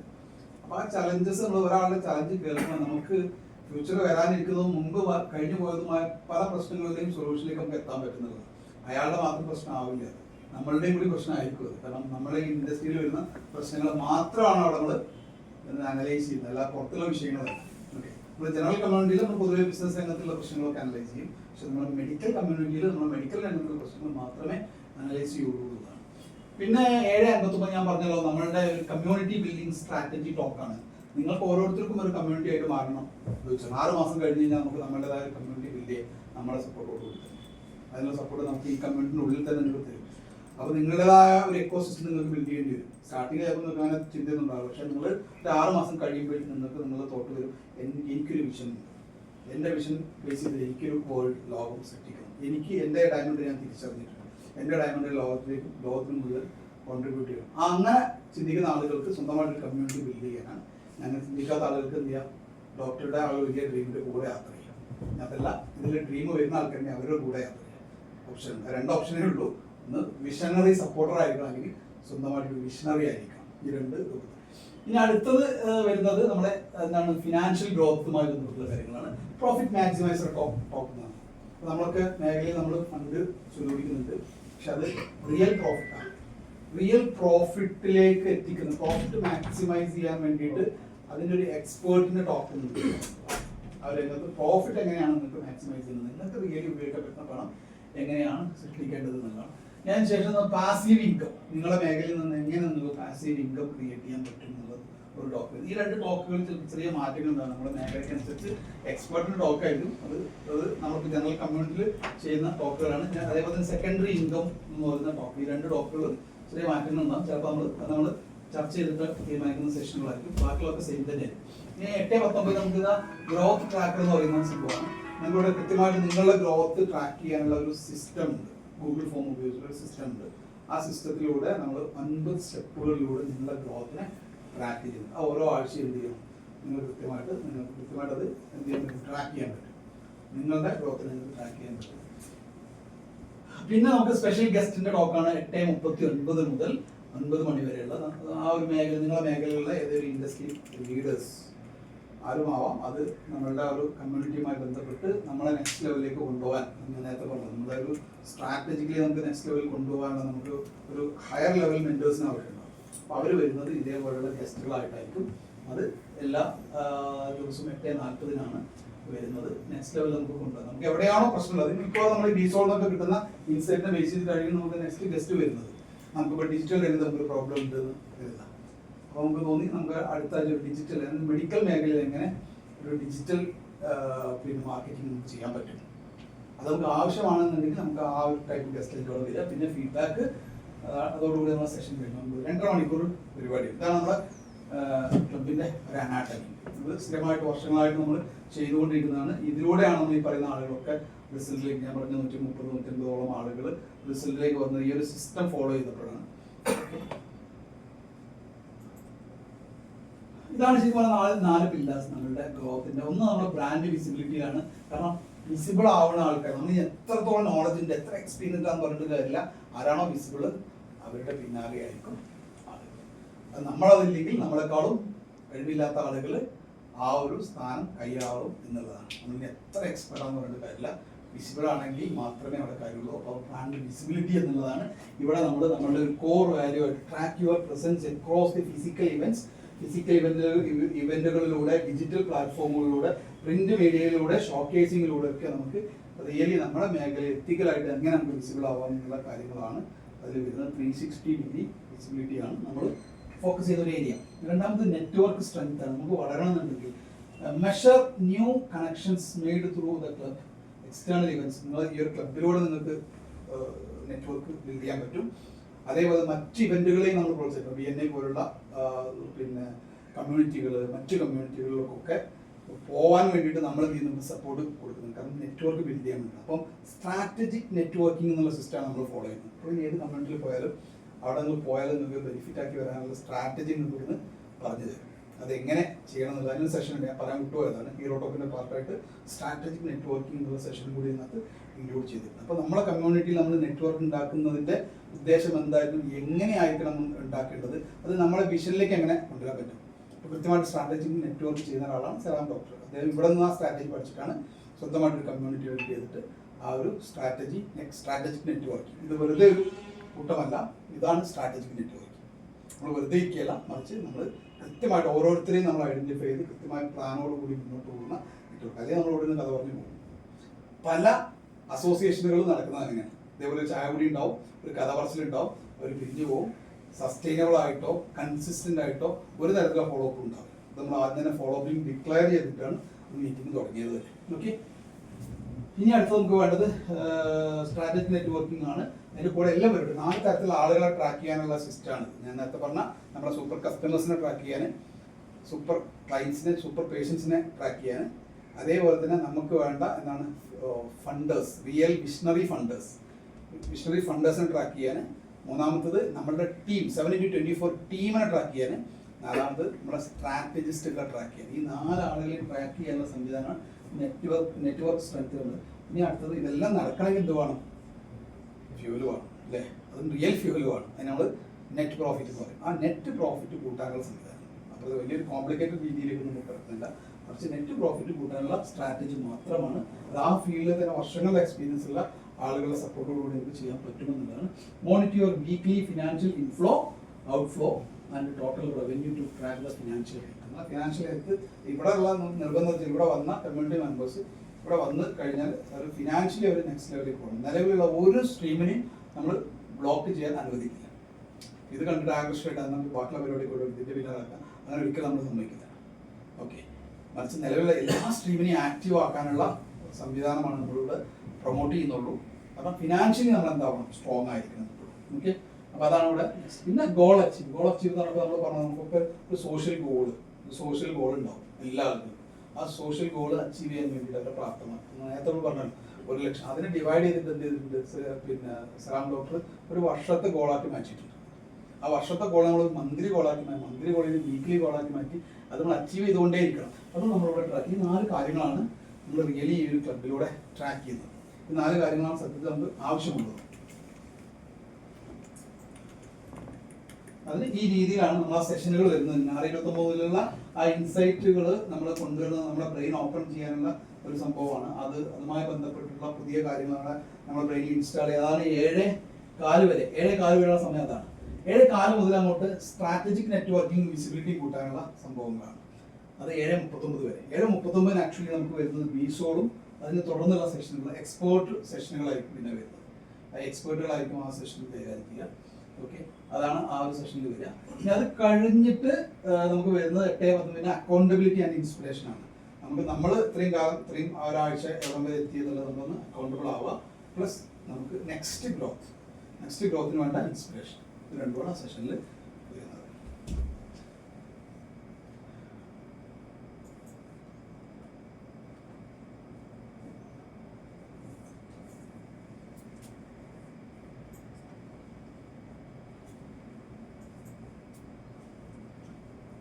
ഓക്കെ, ഇതാണ് നമ്മുടെ ഒരു ക്ലബിൻ്റെ ഒരു രീതി. ഒരു വിഷണറി കമ്മ്യൂണിറ്റി ഓണർ ഉണ്ടാവും ഒരു ക്ലബിന്, ഒരു ചാപ്റ്ററിന്. അതൊക്കെ നിങ്ങൾക്കും റിപ്പീറ്റ് ചെയ്യാവുന്നതാണ്. അതിലൊരു പ്രോസസ്സും ഒരാൾക്ക് മാത്രമുള്ള അവകാശമുള്ളതല്ല. ഇതേ സംഭവം നിങ്ങൾക്കും റിപ്പീറ്റ് ചെയ്യാൻ പറ്റുന്ന രീതിയിലാണ് സ്ട്രക്ചർ ചെയ്തിരിക്കുന്നത്. വിഷണറി കമ്മ്യൂണിറ്റി ഓണർ ആവും. ഒരു 6 മാസമെങ്കിലും നമ്മൾ ഈ കമ്മ്യൂണിറ്റിയുടെ പാർട്ടായിട്ട് നമ്മൾ സഞ്ചരിച്ച് കഴിഞ്ഞാൽ വിഷണറി കമ്മ്യൂണിറ്റി ഓണർ ആവും. അയാൾക്ക് വിഷൻ വേണം. വിഷൻ ഉണ്ട്, ഡ്രീമുള്ള ഒരാളാണെങ്കിൽ അത് ഓട്ടോമാറ്റിക്കലി ഒരു കമ്മ്യൂണിറ്റി ഓണർ ആവും. അയാൾ ഇനിഷ്യേറ്റീവ് എടുത്ത് ഇങ്ങോട്ട് വന്നാൽ മാത്രമേ നമ്മൾ അത് ഓപ്പൺ ആക്കിക്കൊള്ളൂ. ഡോക്ടർ അത് ആഗ്രഹം പ്രകടിപ്പിച്ചു, നമ്മളത് ഓപ്പൺ ആക്കി കൊടുത്തു. ഓക്കെ, അത്രേ ഉള്ളൂ.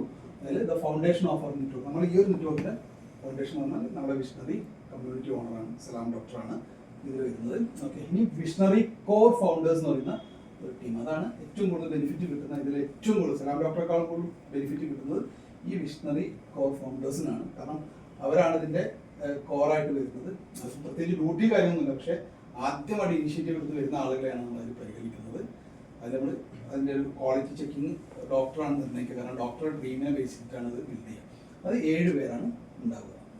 ഓക്കെ, അത് കഴിഞ്ഞിട്ട് 25 പേര് ഗോൾഡ്, അതിൻ്റെ നെക്സ്റ്റ് ഒരു ഡയറക്ടർ ഗോൾഡ് എന്ന് പറയുന്ന പോലെ അതിൻ്റെ ഒരു നെക്സ്റ്റ് ടീമായിട്ട് 25 പേര്, അങ്ങനെ 32 പേരാണ് ഈ ഒരു ഫിസിക്കൽ വിങ്ങിൽ ഉണ്ടാവുക. ഓക്കെ, ഡോക്ടർ 33 പേര്. ഓക്കെ, ഇതാണ് ഉണ്ടാവുക. അപ്പം പിന്നെ വരുന്ന 67 പേര് വരുന്നത് വിഷ്ണുവിന്റെ ഗ്ലോബൽ ടീം. അത് ലോകത്തിന്റെ ഏത് ഭാഗത്തു നിന്നുള്ള ആളുകളാവാം. പലപ്പോഴും പല നാടുകളും നമ്മുടെ പ്രോഗ്രാമിൽ തന്നെ പല രാജ്യങ്ങളിൽ നിന്നുള്ള ആളുകൾ നമ്മുടെ പ്രോഗ്രാമിന്റെ ഭാഗമായിട്ട് ജനറൽ കമ്മ്യൂണിറ്റി വരെ ഉണ്ട്. ഈ ഒരു മേഖലയിൽ നമുക്ക് കുറേ ആൾക്കാരെ പുറത്തുനിന്നൊക്കെ വരും. അപ്പോൾ നമുക്ക് ഗ്ലോബൽ ആക്സസ് കിട്ടാൻ നമ്മുടെ മെമ്പേഴ്സ് പല ഭാഗത്തുനിന്നും. അപ്പോൾ അവർ ഫിസിക്കൽ പ്രോഗ്രാമിൽ വരണമെന്ന് നിർബന്ധമില്ല. അവർക്ക് എന്ത് ചെയ്യാം, ഇവരും വരൽ നിർബന്ധമൊന്നുമില്ല, പക്ഷേ അവർക്ക് എന്ത് ചെയ്യാം, ഫിസിക്കൽ വരണമെന്ന് ആഗ്രഹിക്കുന്നുണ്ടെങ്കിൽ അവർക്ക് വരാം. നിർബന്ധമല്ല, പക്ഷെ ആദ്യ കാലങ്ങളിൽ കുറച്ചു കാലം ഫിസിക്കലി വരികയാണ് നല്ലത്. അതല്ലെങ്കിൽ നിങ്ങൾക്ക് എപ്പോൾ വേണമെങ്കിലും നിങ്ങൾക്ക് എന്ത് ചെയ്യാൻ പറ്റും, എവിടെ നിന്ന് വേണമെങ്കിലും നിങ്ങൾക്കിത് ആക്സസ് ചെയ്യാൻ പറ്റും. ഇതേപോലെ തന്നെ നിങ്ങൾ ഇതേപോലെ സ്ക്രീനിൽ കാണിക്കും, ബാക്കിയുള്ള ആളുകൾ ഫിസിക്കലി അവിടെ അവൈലബിൾ ആയിരിക്കും. അതുകൊണ്ട് നമുക്ക് സീറ്റിംഗ് എന്ന് പറഞ്ഞാൽ 25 സീറ്റിങ്ങിൻ്റെ ഒരു സിസ്റ്റമാണ് നമുക്ക് ഉണ്ടാവുക. നമ്മുടെ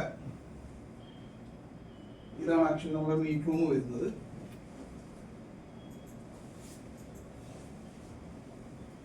ഇത് ശരിക്കും നമുക്ക് 25 സീറ്റാണ് അത് വീഡിയോ വർക്കാണുള്ള. ഓക്കെ, 25 സീറ്റാണ് അതിനകത്ത് ഉണ്ടാവുക. അത് 25 സീറ്റ് എപ്പോഴും ഫില്ലായി നിൽക്കാൻ വേണ്ടിയാണ് നമ്മൾ 33 പേരെ എന്ത് ചെയ്യുന്നത് അതിലേക്ക് വരുന്നത്. അപ്പം ചില ആൾക്കാർക്ക് ഫിസിക്കലി വരാൻ കഴിഞ്ഞില്ലെങ്കിലും അത് ഫില്ലായിരിക്കണം എന്നുള്ളതുകൊണ്ടാണ്. ഓക്കെ, അതാണ് സിസ്റ്റം. ഓക്കെ ഓക്കെ അപ്പോൾ ഈ മീറ്റ് റൂമിൽ നമുക്ക് ഇതേപോലെ തന്നെ ഫിസിക്കലി മീറ്റ് റൂം ഇതേപോലെ തന്നെ ഒരു AI ഡ്രിവൺ ആയിട്ടുള്ള ഒരു ഹൈബ്രിഡ് മോഡലുള്ള മീറ്റ് റൂം ആയിരിക്കും. ഫിസിക്കൽ ആയിരിക്കും, അതേസമയം അത് എന്താ പറയുക ഡിജിറ്റലും ആയിരിക്കും. ഓക്കെ, ഓൺലൈനിലും ചെയ്യാൻ പറ്റുന്ന സംവിധാനം. അപ്പോൾ എന്താണ് നമ്മൾ ഈ കോർ വാല്യൂ? നമ്മൾ പ്രധാനമായിട്ട് നമുക്ക് 7 കോർ വാല്യൂ നമ്മൾ ഉദ്ദേശിക്കുന്നത്. എല്ലാ ആദ്യത്തെ 4 കോർ വാല്യൂ. ഒന്ന് ടെക് ആൻഡ് AI ഇൻറ്റഗ്രേറ്റഡ് ആയിട്ട് നമ്മൾ പ്രോസസ്സ് ഉണ്ടാക്കാം. Okay, tech and AI integrated ആയിരിക്കും. പിന്നെ നമ്മൾ മറ്റൊരു core value strategic networking. Networking ആണ് എല്ലാ കമ്മ്യൂണിറ്റിയിൽ നിന്ന് നമ്മൾ ചെയ്യുന്നത് സ്ട്രാറ്റജിക് നെറ്റ്വർക്കിംഗ് ആണ്. ഓക്കെ, ഇതിന് പുറത്ത് പോയിക്കാൻ നമുക്ക് ഇമോഷണൽ നെറ്റ്വർക്കിംഗ് ഒക്കെ ആവാം. പക്ഷെ ഇവിടെ നമ്മൾ സ്ട്രാറ്റജിക് നെറ്റ്വർക്കിംഗ് ആണ്. പരസ്പരം നമുക്ക് ഒരു strategic collaborations, build high value connections എന്നുള്ളത്. പിന്നെ ബ്രാൻഡ് ഡൊമിനൻസ്. നമ്മളുടെ ബ്രാൻഡിൽ, നമ്മുടെ മേഖലയിൽ, നമ്മളൊരു ഡയമണ്ട് ആയിരിക്കുമല്ലോ, നമ്മളിവിടെ വരുന്ന ആ ഡയമണ്ട് എന്ന് പറഞ്ഞാൽ നമുക്ക് മാത്രം അവകാശപ്പെടും. അപ്പോൾ അതുകൊണ്ട് നമുക്ക് അതിന് ഡൊമിനൻ്റ് ആവാൻ പറ്റും. മാക്സിമൈസ് യുവർ മാർക്കറ്റ് വിസിബിലിറ്റി നമ്മൾ ഫോക്കസ് ചെയ്യും. അതിൽ അയാളായിരിക്കും. ഇപ്പോൾ മെയിൽ ഷോപ്പ് എന്ന് പറഞ്ഞാൽ വേറെ ആളുകളില്ല.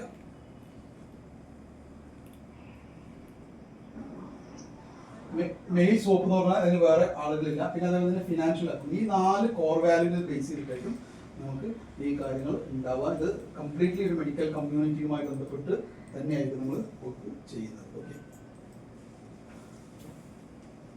പിന്നെ ഇതിൽ നിങ്ങൾക്ക് കിട്ടുന്ന ബെനിഫിറ്റുകളാണ്. ഇത് കുറേ കാര്യങ്ങളുള്ളതുകൊണ്ട് ചിലപ്പോൾ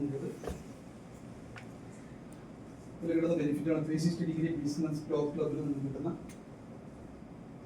52 പ്രൊഡക്ടിവിറ്റി മെഡിറ്റേഷൻസ്, അതുപോലെ 520 AI മാസ്റ്റർ മൈൻഡ്സ് ഇതൊരു വർഷം നിങ്ങൾക്ക് കിട്ടുന്നതാണ്. അതേപോലെ തന്നെ 104 എക്സ്പേർട്ട് AI സെഷനുകൾ നിങ്ങൾക്ക് കിട്ടും. അതേപോലെ തന്നെ 104 AI സെഷനുകൾ പുറമെ, അതുപോലെ തന്നെ 100 ലീഡർഷിപ്പ് ഞാൻ ഗ്രൂപ്പിൽ ഇടാൻ നമുക്ക് ഡീറ്റെയിൽ വയ്ക്കാം. അതുപോലെ 52 ഹീറോ ടോപ്പ് ഓപ്പർച്യൂണിറ്റീസ്, 500 പിന്നെ minutes mentoring, 52 growth tracking system, 52 revenue സ്ട്രാറ്റജികൾ, അതുപോലെ തന്നെ 104 പാസീവ് ഇൻകം സ്ട്രാറ്റജികൾ, 52 കമ്മ്യൂണിറ്റി ടോക്സുകൾ. അതേപോലെ തന്നെ ഇതിൻ്റെ ഇപ്പുറത്ത് എഴുതിയിരുന്നത് നിങ്ങൾക്ക് കിട്ടുന്ന സപ്പോർട്ടുകളാണ്. 1 മില്യൺ ബ്രാൻഡ് വിസിബിലിറ്റി ചെയ്യാനുള്ള സപ്പോർട്ട് നമ്മുടെ ഭാഗത്ത് നിന്ന് നിങ്ങൾക്ക് ഉണ്ടാവും. അതേപോലെ തന്നെ 1100ഓളം നമുക്ക് ഈ ഒരു രംഗത്തുള്ള കണക്ടിവിറ്റികൾ നമുക്ക് ബിൽഡ് ചെയ്യാനുള്ള അവസരം ഉണ്ടാവും. അതേപോലെ തന്നെ 50ഓളം കോർ ടീമുകൾ, 50 കോർ ടീം സ്ട്രാറ്റജികൾ, കോർ ടീമിനെ ബിൽഡ് ചെയ്യാൻ, നിങ്ങൾക്ക് നിങ്ങളുടേതായ ടീമിനെ ബിൽഡ് ചെയ്യാനുള്ള പിന്നെ സ്ട്രാറ്റജികൾ, അങ്ങനെ തുടങ്ങി ഒരുപാട് കാര്യങ്ങൾ നമ്മൾ എന്ത് ചെയ്യുന്നുണ്ട് ഈ ഒരു സെഷനുകളിലൂടെ നിങ്ങളിലേക്ക് എത്തിക്കുന്നുണ്ട്. ഇതാണ് നിങ്ങൾ ഇതിലേക്ക് ഇൻവെസ്റ്റ് ചെയ്യുന്നതിന് നമ്മൾ തിരിച്ചു തരുന്ന ഒരു വർഷം, ഒരു വർഷത്തെ നിങ്ങൾക്ക് ജേണിയിൽ നിങ്ങൾക്ക് കിട്ടുന്നത് ഇതേപോലെ നിങ്ങൾ സിസ്റ്റമാറ്റിക് ആയിട്ട് നിങ്ങൾ ഇതിലേക്ക് ഇറങ്ങി തിരിച്ചു കഴിഞ്ഞാൽ നിങ്ങളുടെ പ്രൊഫഷനിലും നിങ്ങളുടെ വിഷനിലും ഒരു മാറ്റവും വരുത്താതെ സിസ്റ്റമാറ്റിക് ആയിട്ട് ഗ്രോ ചെയ്യാനും, നിങ്ങളുടെ മേഖലയിൽ ഉറച്ചു നിൽക്കാനും, നിങ്ങളുടെ മേഖലയിൽ മാക്സിമം റവന്യൂ ക്രിയേറ്റ് ചെയ്യാനും, നിങ്ങളുടെ മേഖലയിൽ മാക്സിമം വിസിബിലിറ്റി ഉണ്ടാകാനും, നിങ്ങളുടെ മേഖലയിൽ മാക്സിമം നെറ്റ്വർക്കുകൾ ബിൽഡ് ചെയ്യാനും ഉള്ള റിയൽ ഓപ്പർച്യൂണിറ്റി. അതാണ് നമ്മൾ സിസ്റ്റത്തിൽ നമ്മൾ നിങ്ങൾക്ക് പ്രൊവൈഡ് ചെയ്യുന്നത്.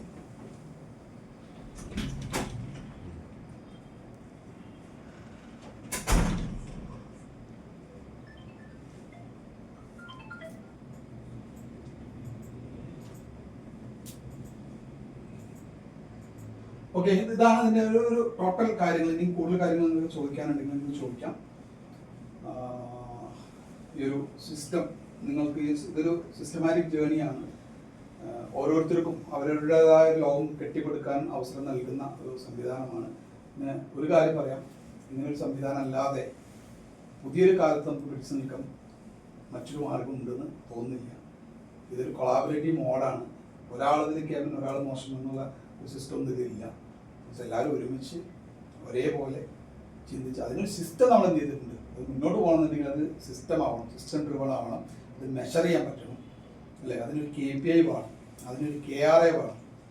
അല്ലേ? അപ്പോൾ മാത്രമേ മുന്നോട്ട് പോകൂ. അതുകൊണ്ട് തന്നെ ആ സിസ്റ്റമാണ് നമ്മൾ ബിൽഡ് ചെയ്തത്. ഇതിനകത്ത് നിന്ന് ജനിക്കുന്ന കാര്യങ്ങൾ വളരെ വ്യത്യസ്തമായ സംഭവമാണ്. കാരണം ഇതൊന്നും അല്ല ഇതിന്റെ റിസൾട്ട് എന്ന് പറഞ്ഞാൽ. ഇപ്പോൾ ഇതിൽ നടക്കുന്ന കാര്യങ്ങൾ മാത്രമേ പറഞ്ഞു, ഇതിൻ്റെ ഉള്ളിൽ നിന്ന് കിട്ടുന്ന റിസൾട്ടുകൾ എൻ്റയർലി ഡിഫറെൻ്റ് ആയിരിക്കും.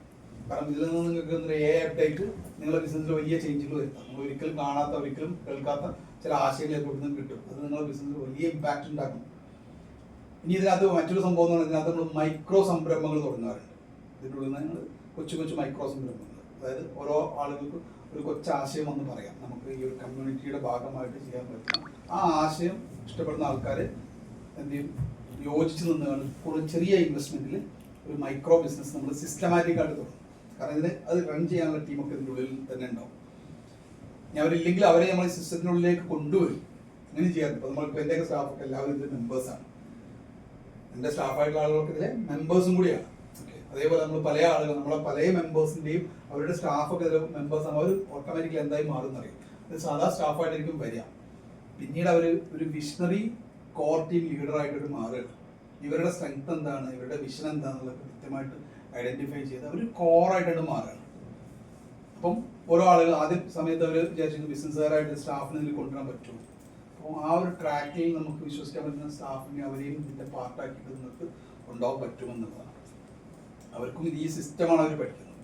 ഇത് നേരെ കൊണ്ടുപോയി നിങ്ങൾക്ക് എന്ത് ചെയ്യാൻ പറ്റും, നിങ്ങളുടെ ബിസിനസ്സിൽ അപ്ലൈ ചെയ്യാൻ പറ്റും എന്നുള്ളതാണ്. ഇതിനകത്ത് പറയുന്ന KPI രീതികൾ, ഇതിനകത്ത് പറയുന്ന സിസ്റ്റംസ്, ഇതിനകത്ത് പറയുന്ന സ്ട്രാറ്റജികൾ, നമ്മൾ ഇതിനകത്ത് ഓരോരുത്തരും നേടിയെടുക്കേണ്ട ചില കാര്യങ്ങൾ നമ്മൾ പറയുന്നത്. അതിൽ പറയുന്ന ഒന്നാണ് ഒരു വർഷം കൊണ്ട് നമ്മൾ ഒരു 10 ലക്ഷം വിസിബിലിറ്റി നേടിയെടുക്കുക എന്നുള്ളതാണ്. അതിനാണ് നമ്മൾ പരിശ്രമിക്കുക എന്നുള്ളതാണ്. നമ്മൾ കഴിഞ്ഞ ഒരു വർഷം കൊണ്ട് ഓൾമോസ്റ്റ് പലരും 5 ലക്ഷത്തിൻ്റെയും 10 ലക്ഷത്തിൻ്റെ ഇടയിലേക്ക് വിസിബിലിറ്റിയിലേക്ക് എത്താൻ കഴിഞ്ഞിട്ടുള്ളതാണ്. അതിന് നിരന്തരമായി നമ്മൾ ശ്രമിക്കണം. തീരെ ശ്രമിക്കാത്ത ആളുകളെന്ന് വെച്ച് കുറച്ച് താഴെ ഇരിക്കുന്നത് നമ്മളെന്ത് ചെയ്യണം, ഇതിൻ്റെ പാർട്ടായിട്ട് ഈ ഒരു ഓപ്പർച്യൂണിറ്റി ഇതിന് ചെയ്തു തരാൻ പറ്റുന്ന ഇതിൻ്റെ എക്സ്പേർട്ടുകൾ ഇതിൻ്റെ കൂടെ ഉണ്ടാവും. അപ്പോൾ അവരെ ഉപയോഗപ്പെടുത്തിയിട്ട് എന്ത് ചെയ്യണം, നമുക്ക് നമ്മളുടെ വിസിബിലിറ്റി കൂട്ടാനുള്ള ശ്രമം നടത്തണം. മറ്റേത് സ്ഥലത്ത് പോയി നിങ്ങൾ ചെയ്യുന്നതിനേക്കാളും ഏറ്റവും ക്വാളിറ്റിയിലും ഏറ്റവും കുറഞ്ഞ റേറ്റിലും നിങ്ങൾക്ക് എന്ത് ചെയ്യാൻ പറ്റും, അത്തരം സംവിധാനങ്ങൾ കൂടെ ഉപയോഗിക്കാൻ പറ്റും. അത് ആ സംവിധാനം നമ്മുടെ മുമ്പിലുണ്ടാവും. അത് നമ്മൾ ഉപയോഗിച്ച് മുന്നോട്ട് പോവുക. പിന്നെ സ്വാഭാവികമായിട്ട് ഇതിൻ്റെ ഭാഗമായി എന്നുള്ളതുകൊണ്ട് മാത്രം നിങ്ങൾക്ക് കുറേ വിസിബിലിറ്റി കിട്ടുന്നുണ്ട്. അത് സ്വാഭാവികമായിട്ട് സംഭവിക്കുന്നത്. പക്ഷെ അത് പോരാ, നിങ്ങളതിലേക്ക് എന്ത് ചെയ്യണം, ഫോക്കസ് ചെയ്ത്. കാരണം അതുണ്ടെങ്കിൽ നമുക്ക് എന്ത് ചെയ്യാൻ, നമ്മൾ ഒരു നെക്സ്റ്റ് ലെവൽ ഗ്രോത്തിലേക്ക് നമ്മൾ എന്താണ് മനസ്സ് തുറന്നുകൊണ്ട് ഇതിലേക്ക് ഇറങ്ങണം. സ്വാഭാവികമായിട്ടും ആ ഗ്രോത്ത് അവിടെ കാണിക്കും എന്നുള്ള കാര്യത്തിൽ സംശയമില്ല. കാരണം ആ രീതിയിൽ ആ സിസ്റ്റം നമ്മൾ ഇതിനെ ബിൽഡ് ചെയ്ത് വെച്ചിട്ടുണ്ട്. ഓക്കെ, ഇതാക്കി എന്തൊക്കെയാണ് ടോട്ടൽ പറയാനുള്ളത്. ഓക്കെ, ഇനി എന്തെങ്കിലും കാര്യങ്ങൾ നിങ്ങൾക്ക് ചോദിക്കാനുണ്ടെങ്കിൽ ചോദിക്കാം. ഓക്കെ, പുതിയ ആളുകളെ പരിചയപ്പെടാം. ഷഹീർ സഹൽ, ഹോമിയോ ഡോക്ടറാണ്. എന്താ പേര്? ഷഹീർ സഹൽ. ഷഹീർ സഹൽ. ഡോക്ടർ റിസാഖ്, ഹോമിയോപ്പതിയാണ്. ഒരു വർഷത്തെ പ്രോഗ്രാമാണ്. ഒരു വർഷത്തെ എന്നല്ല, ഇതൊരു കണ്ടിന്യൂസ് ഒരു എക്കോസിസ്റ്റം മോഡലുള്ള ഒരു സംവിധാനമാണ്. ഒരു ഇക്കോസിസ്റ്റമാണ്. നമ്മളുടേതായ ഒരു എക്കോസിസ്റ്റം ബിൽഡ് ചെയ്യുക എന്നുള്ളതാണ് ഇതുകൊണ്ട് ഉദ്ദേശിക്കുന്നത്. മീറ്റിംഗ് ഹൈബ്രിഡ് രൂപത്തിലാണ്. ഓൺലൈനിലും ഓഫ്ലൈനിലും വീക്ക്ലിയാണ്. വീക്ക്ലി ഇപ്പോൾ നിങ്ങൾ ജോയിൻ ചെയ്ത് പറഞ്ഞാൽ നിങ്ങൾക്ക് ജനറൽ കമ്മ്യൂണിറ്റിയിലേക്ക് എൻ്റർ ചെയ്യാൻ പറ്റും. നമ്മൾ സാധാരണ ഒരു ജനറൽ കമ്മ്യൂണിറ്റി ഉണ്ട് വ്യാഴാഴ്ച നടത്തുന്നത്. ഒരു 4 ആഴ്ച നിങ്ങൾ അതിൽ പോകാം. പിന്നെ കഴിഞ്ഞ് നമുക്ക് മെഡിക്കൽ മാത്രമായിട്ടുള്ള കമ്മ്യൂണിറ്റിയിലേക്ക് നമുക്ക് ഷിഫ്റ്റ് ആവാം. അങ്ങനെയാണ് ഇതിൻ്റെ സിസ്റ്റം വരുന്നത്. ഓക്കെ, അപ്പം ആ ഒരു ജേണിയിൽ കൃത്യമായിട്ട് നമ്മൾ നെക്സ്റ്റ് ലെവൽ ഗോള്, നെക്സ്റ്റ് ലെവൽ വിഷനൊക്കെ ഉള്ള ആളുകൾക്ക് ഉള്ള ഒരു സംവിധാനമാണ്. അത് കൃത്യമായിട്ട് നമുക്ക് നമ്മുടേതായ ഒരു രൂപം സൃഷ്ടിച്ച് മുന്നോട്ട് പോകാൻ കഴിയുമെന്നുള്ളതാണ്. എന്ത് കാര്യങ്ങളും ചോദിക്കാട്ടോ നമുക്ക്. ജനറൽ എല്ലാ വ്യാഴാഴ്ചയല്ല മെഡിക്കൽ മെമ്പേഴ്സ് ആവുമ്പോഴാണോ മെഡിക്കൽ കമ്മ്യൂണിറ്റി തുടങ്ങുക? മെഡിക്കൽ 4 ആഴ്ച, അതായത് മെഡിക്കൽ മെമ്പേഴ്സ് ആവുന്നതല്ല. ഒന്നാമത് നമുക്ക് ഈ ബിസിനസ്സുകാരായിട്ടുള്ള കുറേ ആളുകളുമായിട്ട് അവരുടെ ഒരു സിസ്റ്റവും കാര്യങ്ങളൊക്കെ പഠിക്കാൻ പിന്നൊരു അവസരം നമുക്ക് കിട്ടുക. അത് പഠിക്കാൻ വേണ്ടിയിട്ടും ഇവരെങ്ങനെയാണ് പോകുന്നത്. കാരണം നമ്മളൊക്കെ മിക്കവാറും മെഡിക്കൽ കമ്മ്യൂണിറ്റിയിലെ ആളുകൾ എന്ന് പറഞ്ഞു കഴിഞ്ഞാൽ ബിസിനസ്സുകാരാവാൻ ചാൻസ് കുറവാണ്. അവരേതെങ്കിലും സ്ഥാപനങ്ങളൊക്കെ ജോലി ചെയ്യുന്ന ആളുകളാണ്. അപ്പോൾ ഇവരുമായിട്ടൊന്ന് കണക്ട് ചെയ്യാൻ വേണ്ടിയിട്ടാണ് 4 ആഴ്ച നമ്മൾ അവസരം ഒരുക്കുന്നത്. അപ്പോൾ അതിൽ വരുന്ന ഗസ്റ്റുകളായിട്ടും അതേപോലെ അതിൽ വരുന്ന മെമ്പേഴ്സായിട്ടൊക്കെ ഒരു മിംഗ്ലിംഗ് ഉണ്ടാവാനും അവരുടെ അടുത്ത് കുറച്ച് ഇൻസൈറ്റുകൾ ഇവർക്ക് കിട്ടാനും സ്ട്രാറ്റജികളും സംഭവങ്ങളും ഒക്കെ അതിനുശേഷമാണ് നമ്മൾ എന്ത് ചെയ്യുന്നത്, നമ്മൾ സെപ്പറേറ്റ് കമ്മ്യൂണിറ്റിയിലേക്ക് അത് വേറൊരു ദിവസമായിരിക്കും. അതെല്ലാ ആഴ്ചയും ഉണ്ടാവും. ഇത് തുടങ്ങിക്കഴിഞ്ഞാൽ പിന്നെ അത് എല്ലാ ആഴ്ചകളും കണ്ടിന്യൂസ് ആയിട്ട് വരും. അതുണ്ടാവും. എല്ലാം സെപ്പറേറ്റ് കമ്മ്യൂണിറ്റികൾ ഉണ്ടാവും. പിന്നെ പേയ്മെന്റ് 25,000 ആണ് പിന്നെ ഒരു 1 ഇയർ ടേമിലേക്ക് വരുന്നത്. പിന്നെ അതിന് പുറമെ വേറെ പേയ്മെന്റ് ഒന്നും ഇല്ല. BNI ഉള്ള പോലെ പേയ്മെന്റും ഇല്ല. പിന്നെ നമ്മൾ പ്രത്യേകിച്ച് അങ്ങനെ ഒരു ഇതൊന്നും കൊടുക്കുന്നുമില്ല. അത് ആ രീതിയിലാണ് ഇപ്പം നിലവിലുള്ളത്. 52 സെഷനുകളാണുള്ളത്. പക്ഷെ നമ്മളൊരു 60ഓളം സെഷനുകൾ ഡിഫറെൻ്റ് ആയിട്ട് നമുക്ക് വരും. ഓൺലൈനും അല്ലാതൊക്കെ ആയിട്ട് സെഷനുകൾ വരും. 500 താഴെയുള്ള ഒരു എമൗണ്ട് നമുക്ക് ഒരു വീക്കിലേക്ക് വരുന്നു. അത്രയും കുറഞ്ഞ ഇൻവെസ്റ്റ്മെൻറ്റ് വരുന്നുള്ളൂ. പിന്നെ നമ്മൾ മീറ്റിംഗ് എവിടെ വെച്ചിട്ടാണ്? മീറ്റിംഗ് ഇത് 3 രീതിയിൽ നമുക്ക് പങ്കെടുക്കാം. മീറ്റിംഗ് ഇതേപോലെ നമുക്ക് ഇതിന് സെപ്പറേറ്റ് ഹാളുണ്ട്. ഇപ്പം ഞാൻ കാണിച്ചിട്ടുണ്ട്. ഇവിടെ തന്നെ നമ്മൾ മഞ്ചേരി തന്നെ നമ്മളതിൻ്റെ ഒരു വെന്യൂ സെറ്റ് ചെയ്യുന്നുണ്ട്. പുതിയൊരു വെന്യൂ സെറ്റ് ചെയ്യുന്നുണ്ട്. ഇപ്പം നടക്കുന്നത് ഇവിടെ വെച്ചിട്ടാണ് നടക്കുന്നത്.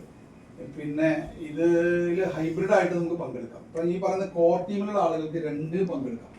ഈ 32 പേരെ സംബന്ധിച്ചിടത്തോളം അവർക്ക് എന്ത് ചെയ്യാൻ പറ്റും? ഫിസിക്കലും പങ്കെടുക്കാം. ഇപ്പം അവർക്ക് വരാൻ കഴിയാത്ത ദിവസങ്ങളിലാണെങ്കിൽ അവർക്ക് എന്ത് ചെയ്യാം? ഫിസിക്കലിൽ വരുന്നുണ്ടെങ്കിൽ അവർ മുൻകൂട്ടി അറിയിക്കണം മാത്രമേ ഉള്ളൂ. ഈ ആഴ്ച ഫിസിക്കലി ഉണ്ടാവും എന്നുള്ള കാര്യം അറിയിക്കുക.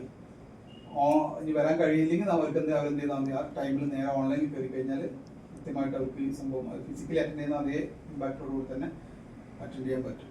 അത് ഡോക്ടർ തുടക്കത്തിൽ ഫിസിക്കലി വന്നിരുന്നു. ഇപ്പോൾ ഓൺലൈനിലാണ് പങ്കെടുക്കാറുള്ളത്. ഓൺലൈനിൽ പങ്കെടുത്തുകൊണ്ട് പ്രത്യേകിച്ച് മാറ്റങ്ങളൊന്നുമില്ല. Same effect. ആദ്യം കുറച്ച് ഫിസിക്കലി വരണം ഈ സാധനം മനസ്സിലാക്കാൻ. ഫിസിക്കലി വരികയാണ് ഞാൻ അതാണ് റെക്കമെൻഡ് ചെയ്യുക. ഫിസിക്കലി വരികയാണ് ബെസ്റ്റ്. അതാണ്